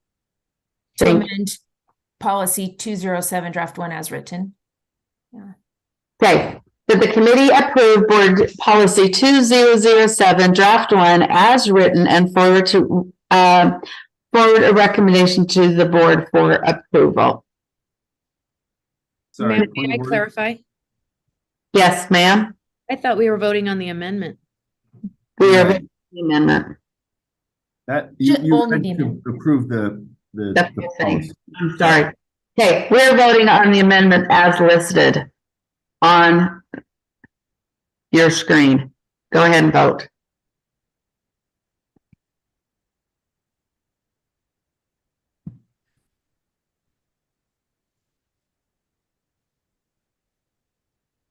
Brent, are you here? Yes, he is. Okay, that passed unanimously. All right, Committee Member Bogus. Thank you, ma'am. My first amendment would be to amend line 3, adding the language, this policy shall apply to all board members, comma, including the board chair. And I have sent that language to our staff.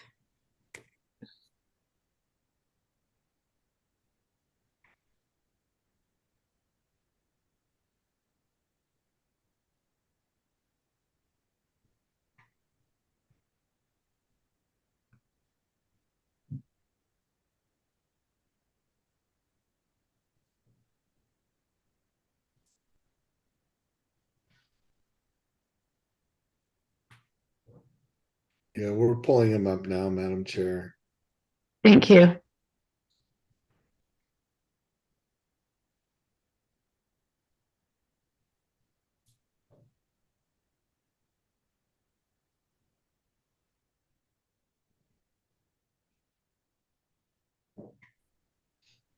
Committee Member Vargas, are you going to do a series of amendments or are you doing them one at a time? I would prefer to do them one at a time. Okay, so is this your first one? Yes, ma'am. Complete? Okay. Yes, it is, ma'am. Thank you. All right. So the motion before the committee is the policy shall apply to all board members, including the board chair. Would you like to speak to this? Yes, ma'am. I just think it provides clarity and is fully encompassing of the concerns that were raised in the board debate earlier, as well as other board members who have reached out, and we've had those conversations. So I think it just reflects the concerns that were articulated in last month's board meeting. Are there any other questions or comments from the committee? None. Committee, go ahead and please vote.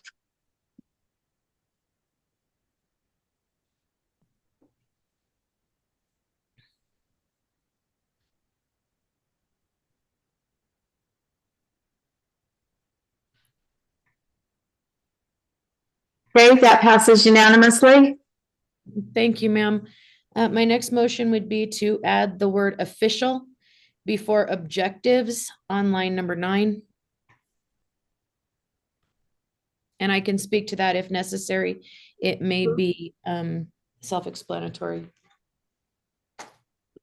Would you read it in context? Yes, ma'am. So starting on line number 8, bullet point 2 says, when presenting as an official representative of the board, a board member shall advocate only for the official objectives and authority of the board, regardless of the board member's personal opinions. Okay. Are there any questions or comments from the committee? Okay, committee, go ahead and please vote.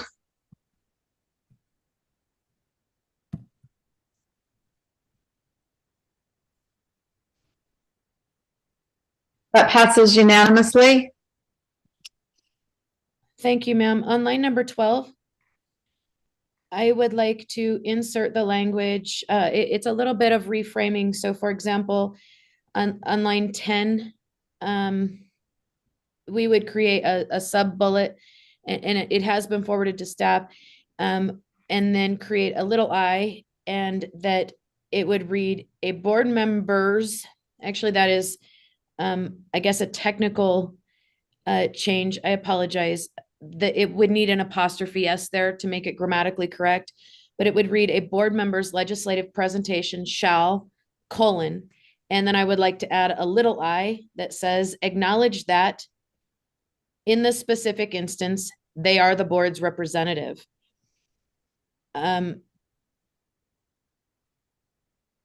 then there's a mobilization of language underneath that is blue, that would just make the policy read better, to state whether or not the board has taken a position on the legislation or issue under consideration. The little line 3 would read as already written in the policy, and then I would move my next amendment later. Okay, Cami, did you get, oh, she's finishing it up right here. Or is this the next part? This would be the next part, where it. Let's go ahead and pass that last part through, or present that last part. Okay, so if you would like to, Chair, that is fine. Yeah. Little 4. We'll just go with this right now. That's perfect. Thank you. All right. So this motion is to add on lines 12 and 13, a board member's legislative presentation shall acknowledge that in the specific instance, they are the board's representative, and state, and Point two, state whether or not the board has taken a position on the legislation or issue under consideration. Now, is number three part of this one? It is not new language. It just kind of produces that is in context. Right, and it puts it in the same format. Provide data and objective information related to the matter under discussion. Yes. If there's any questions or comments, seeing none, go ahead and please vote.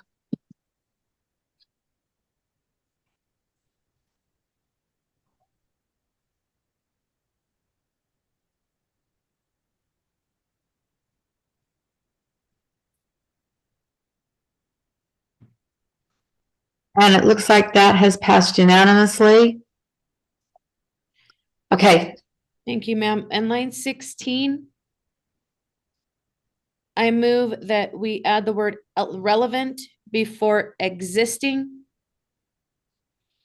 and then put clarifiers would or could accomplish or support the general goals of legislators. And if necessary, I'm happy to speak to this motion. Oh,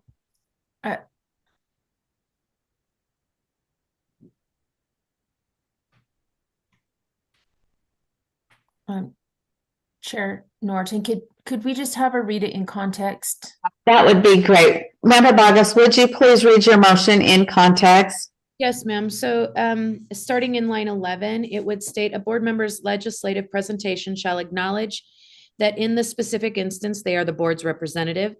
Number 2, they shall state whether or not the board has taken a position on the legislation or issue under consideration. Number 3, they shall provide data and objective information related to the matter under discussion. Number 4, showcase relevant existing projects within the agency that would or could accomplish or support the general goals of the legislators. Yeah, why don't you go ahead and speak to that, and then if we've got follow-up questions or comments, we'll listen to those as well. I appreciate the opportunity, ma'am. This, I think, is important because oftentimes as we see presentations go on, it often pulls into, well, what if this or what if this, and we've been thinking about doing this, and there's so much conversation that it becomes almost a web of chaos. And so if it's carefully planned, we showcase relevant, directly related to projects, not just things that are going on the board. And then the would or could, I think, is a super important language in that sometimes legislation is produced where legislation is not necessary. Where the board is taking action, they are leading on issues in an appropriate way. They have not only the authority, but they have the expertise to move on these issues. And I think that in this state, it would be prudent to produce dialogue that says, we've got this. We can lead on this issue. The board is capable. And these are the relevant existing projects that can accomplish this without an act of the legislature. And so I do believe that those two words are important so that we narrow the scope, keep ourselves focused, but also put the board in a position to lead out on issues that are being addressed. Okay, other comments or questions? Sorry, I just lost my screen again. Vice Chair Davis, can you see hands up? I will check. There are none that I see, ma'am. No hands. There are no other comments. Then board members, go ahead and please vote.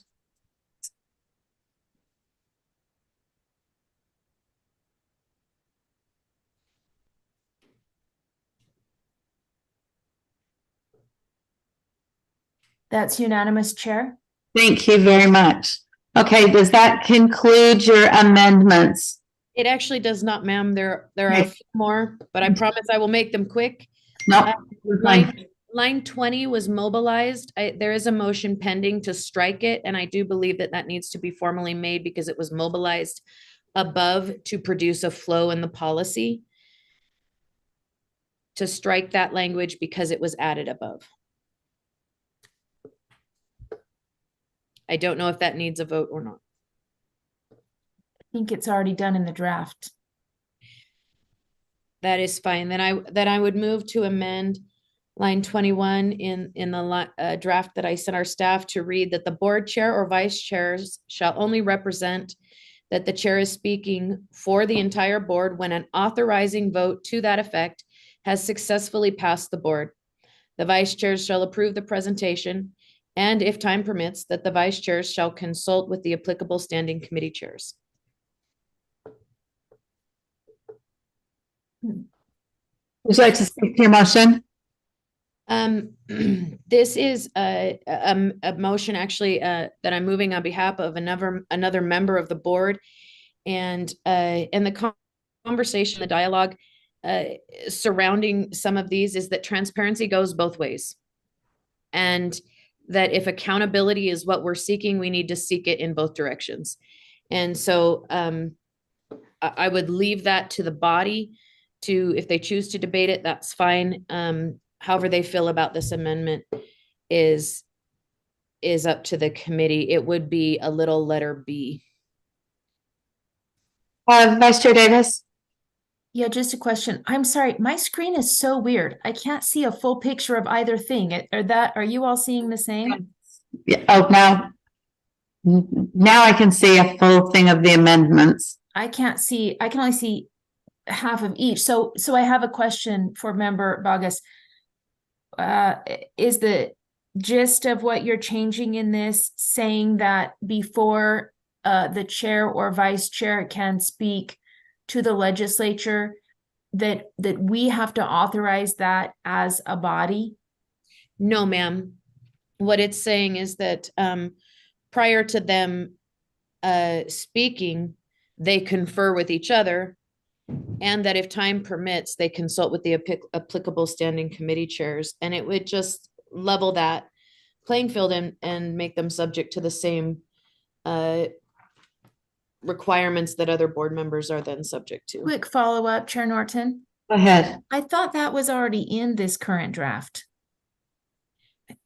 Isn't it already there? I don't believe so, but if you believe it is, I can read this motion and move it to the entire board. Could someone tell us if it's there? I thought I read it. You may have read it because it was in backup documents, but it is a motion with new language. Chairs before, we treated the vice chairs as though they were board members. So this is saying the vice chair shall approve the presentation of the chair. Can I make one more comment? Yes. I like this in a perfect world, but I don't know if I'm a little worried because sometimes our chair Moss, or any subsequent chairs will be at the legislature and there's a quick turnaround or something and they're called on to speak fast or present fast. And I wonder if we could add the language that refers to the committee chairs to the vice chairs. Like if time permits, then they could coordinate with the vice chairs, and if additional time permits, then with the committee chairs. Because I fear, I don't want to muzzle our chair when he's up there and things are going a mile a minute and he has to get to the microphone on the spur of the moment thing. And I'm also thinking we did put some guardrails on the chair in those earlier amendments. I'm just wondering if this is just. It may be duplicative. If it's acceptable to the body, I would move to rescind the motion. We can debate it and perhaps bring it back before the full board if we believe it's necessary. If Cammy could show you line 23 in the draft, I think that's what Board Member Davis is talking about, and I think it addresses it a little more concisely.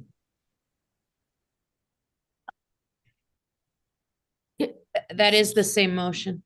Might I ask a question, Chair Norton? Go ahead. Since I can't see it on my screen, does it say the chair must confer with the vice chairs before speaking to the legislature? You want me to read it? Because I think maybe the amendment we want is to just add the language that if time permits, the vice chairs, and if additional time permits, the committee chairs.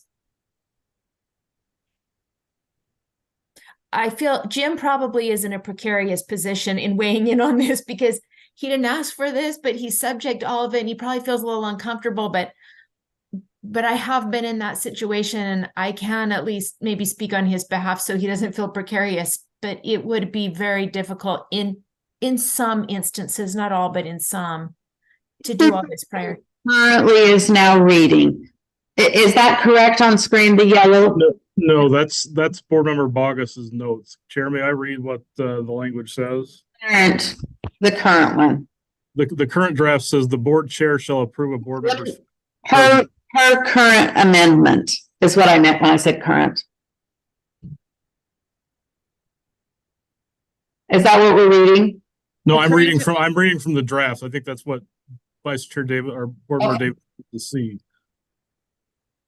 It's on line 23 of the current draft, Cami.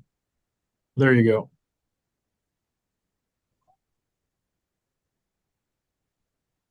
And she can't read the screen the last time I talked, so maybe if you just read that. Okay, so it says the board chair shall approve a board member's final presentation. If time permits, the board chair shall consult with board leadership and applicable standing committee chairs. Okay, I see. Can I? Please. So I see what Member Bogus is. She's making this also applicable to when the chair speaks, not just the representing board member. Mm-hmm. That's what I get. And but I think in the amendment language, it says the chair must consult with the vice chairs. I think and then if time, the committee chairs, or did I hear that wrong, Christina? Well, it does not say must. It does say that the vice chair shall approve the presentation. If time permits, the vice chairs shall consult with applicable standing committee chairs. So the word must is not used. Shall means the same. Is, yes. Yeah, shall means the same. So I would amend the amendment if an amendment is on the table to mirror the language in the rule, the draft rule that's in question. So it says, if time permits, the chair will, concur with the vice chairs before speaking to the legislature. And if additional time permits, with the committee chairs. I would accept that as what we would call a friendly amendment. Thank you. Okay. All right, so can we have that up on the screen and we will read that in and vote? Ben, I lost the shared document. Can I stop sharing and you can share it?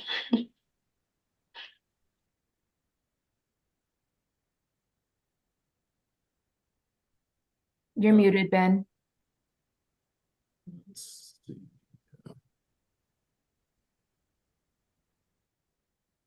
Is that the shared doc there? Yeah. Thank you.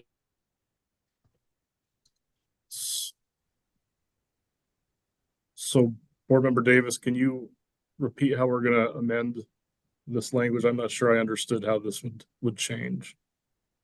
I believe she wants to, I apologize. I need to wait. Board Member Davis, can you read it or do you need me to read it to you?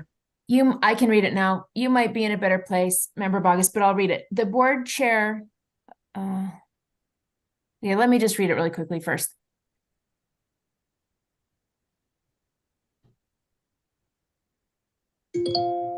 See, this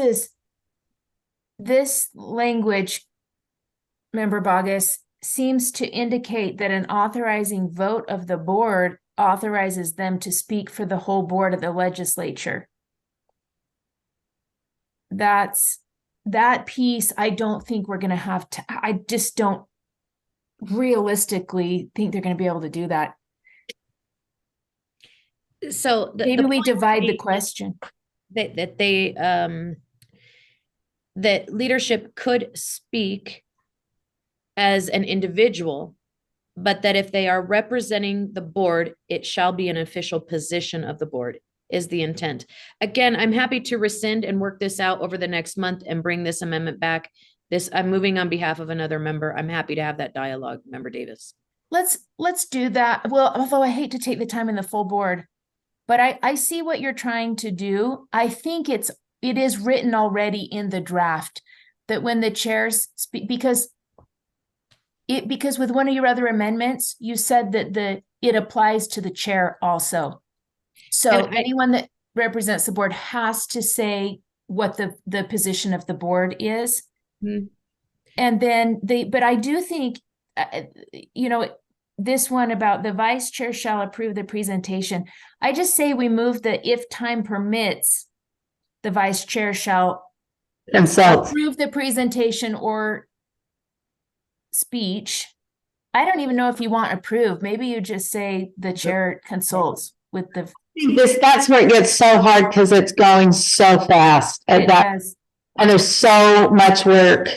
Maybe you do bring it back to full board. I don't know, considering that it's 12:04. It's up to you, Chair Norton. I am amenable to that if that is amenable to the chair. I think that would be the best on this last one. Okay, then ma'am, I would move to amend lines 27 and 28 to read that the board chair shall approve a board member's final presentation. And I would move to strike. I apologize. I think I skipped one, but I would move to strike the language, if time permits, the board chair shall consult with board leadership and applicable standing committee chairs, because that's actually covered above. So it's duplicative language. Okay. And so I would just move to strike that language.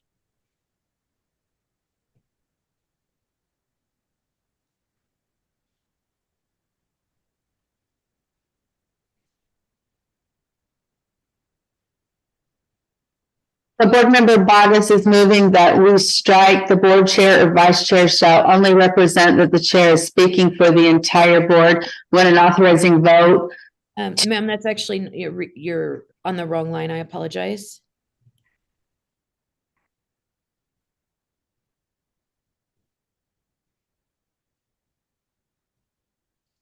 Did I read that incorrectly, Chair Norton? No, I thought that's where we were, and I was just trying to move along while they were typing down below, but I'll just be quiet, and when we're ready, we will have the motion read in, or we will read the part that's being stricken. Thank you, ma'am. I appreciate that. And I do believe it's up there. I'm a little covered on my screen, but I do believe it looks like Cami has got that up. It's right there where it says member Bogus motion amend lines 27 and 28 to read. That's the one I am personally on that I just articulated. Am I in the wrong spot? Because if I am, I'm happy to do whatever you need to do, ma'am. I thought we were striking, and this has only got a portion of it stricken. So we withdrew the motion on lines up here. That motion was withdrawn for debate over the next month. Okay. The next line would be to amend. Oh, you are totally correct, Cami. The next motion would be to amend line 27 and 28 to read, with the board chair's permission, board members may develop their own presentations, semicolon, and if necessary, I can speak to the motion. And I'm sorry, I did get out of order, Chair Norton. Please accept my apologies. Okay. So the motion before the board right now is to amend lines 27 and 28 to read, with the board chair's permission, board members may develop their own presentations, with a strike of, but shall review the presentations with chair prior to the presentation, because it's duplicative. Okay. Board members, please vote. Sorry, skip to it, and then we'll ask questions. I'm rushing her. I don't rush well. I can't. I'm so lost. I'm going to vote no because I'm so lost now. I'm sorry. So I can clarify a little bit, Member Davis. One is I just moved the appositive because it was a misplaced modifier. And then the permission of the chair or the approval of the chair is duplicative language. That's what you see there. I should have opened my other computer so I could see them side by side. So I'm sorry. Oh, are we voting on part 4? Well, it's highlighted on your screen. Okay. Yes, it is part 4. Permission, with the chair's permission. Board members may develop their own presentation by short review. I don't know where that is in context. What does that mean? So it would read on number 3 above. Ma'am, may I? Yeah. Let me just pull it up on a separate screen as well. I just need to see. Oh, gosh. So number 3 would read, board members may enlist the assistance of staff in preparing materials and shall follow the USBE style guides for written and visual materials submitted to the legislature. And number 4 then would read, with the board chair's permission, board members may develop their own presentations. But the approval is up top in the document. And so then the approval is duplicative language. So this is on presentations where they are presenting for the board, correct? Yes, sir. Okay. And somewhere else, I mean, I've said this throughout. I'll do whatever you guys want the chair to do here. I'm trying to get clarity. You're saying that somewhere else you still have that the chair will review the presentation before it's given? Yes. Am I hearing that right? Yes. Okay, it's just okay. And I see some. All right, I'm with you. Thank you. Let's see here.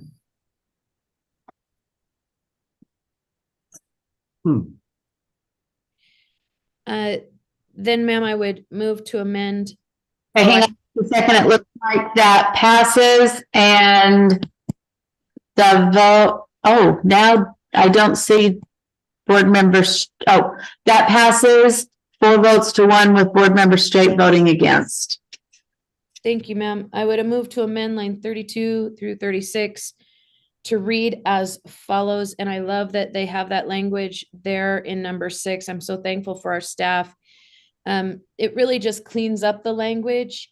And it does what board member Davis indicated earlier. It keeps the language of the speaking member shorter and to the point. We don't have to have this long diatribe and bloviate about who we are and where we're at and what we're doing. It just clarifies that a board member may testify in a legislative hearing in the same manner as any other member of the general public. However, when testifying as a private citizen, a board member shall clarify that the member is appearing in a personal capacity. And I personally would love to strike the language and not speaking on behalf of the board. I think it's redundant and it just draws attention to ourselves. But that language was in the original draft, and I would leave it to the body. I just think it cleans it up. And when you say I'm speaking as a person, you don't have to bloviate about personal opinions and not the full board. I'm here as an individual, and that says it all. Hey, any questions or concerns, comments? Board members, please vote.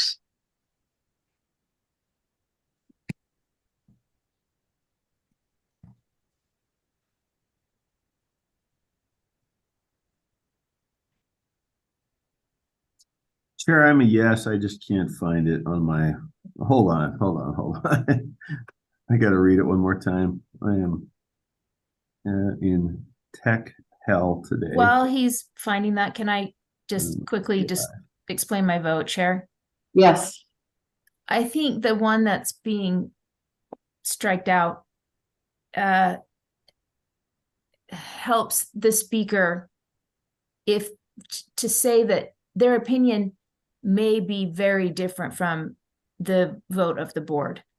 And so I think it's helpful just to note, this is my opinion and not the vote of the board.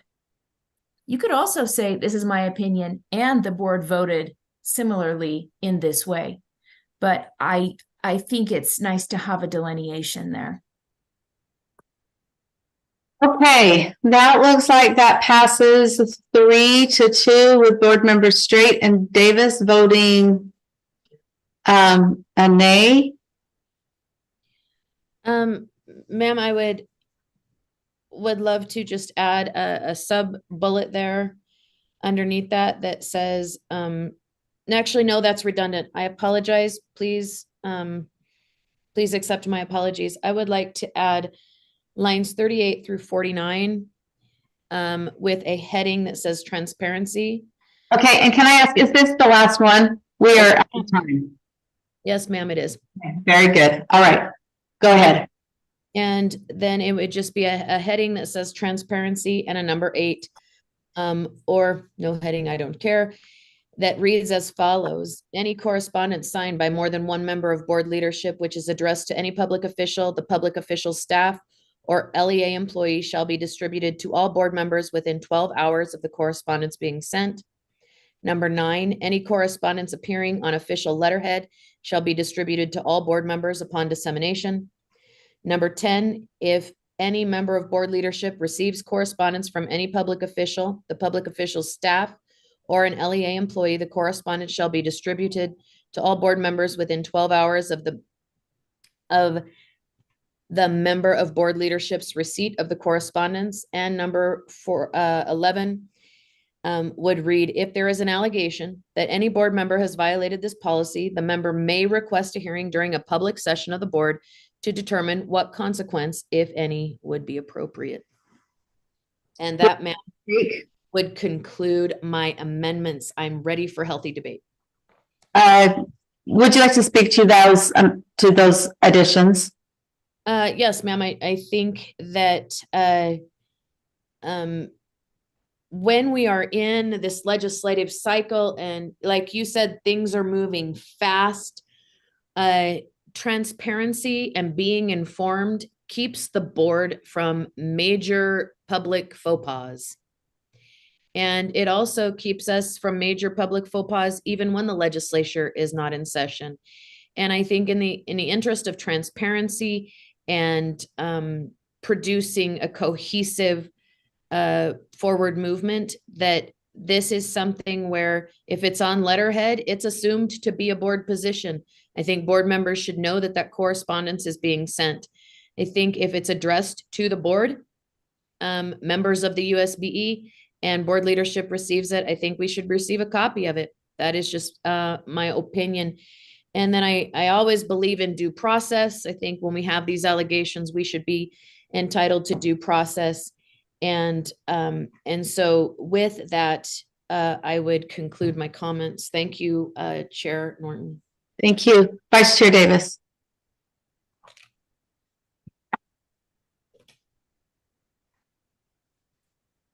Vice Chair Davis, but I think you're muted. I apologize. I'm sorry, please don't hate me, but I either move to divide or if the group's willing to vote on these individually, because as I'm a little confused, it seems like 8 is only for board leadership, but 9 is like any board member, but 10 is for leadership, but 11 might be any board member. I just think we need to do individual. We're going to have to take that to the full board then, or amend it at that time, because we are out of time. We don't have time to divide 4 up right now. Okay, then I'm just going to vote no if you want to vote on it. If that's fine. I'm happy to take it to the full board if that is amenable to the chair. We could vote and then still take it. We're going to take it to the full board. Let's go ahead and vote.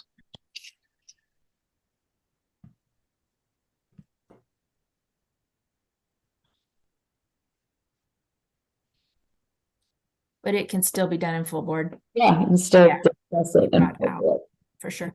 Okay, so that motion fails. 4 noes, 1 yay. The noes are Davis, Norton, Moss, and Straight. All right, you guys are rock stars. You just did a ton of work in no time. We didn't get everything finished. And Deputy Superintendent Jones will follow up. Are you going to take a vote on the draft to send it forward to committee? Yeah, we need to vote, ma'am. The whole thing. On this amendment. As amended. Go ahead and vote on the full draft. Do we need to move it? I move that the committee approve board policy 2007 draft 1 as amended and forward a recommendation to the board for approval. So glad you've got that. I need to speak to it. Okay, board members, committee members, please vote.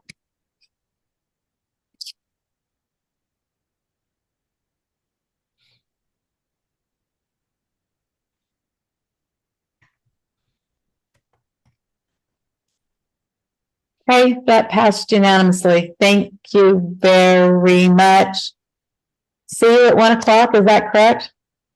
Yep, Yes, ma'am. Thank you, Chair that's the Norton. plan. Thank you all so much. I appreciate it. Later. Thank you.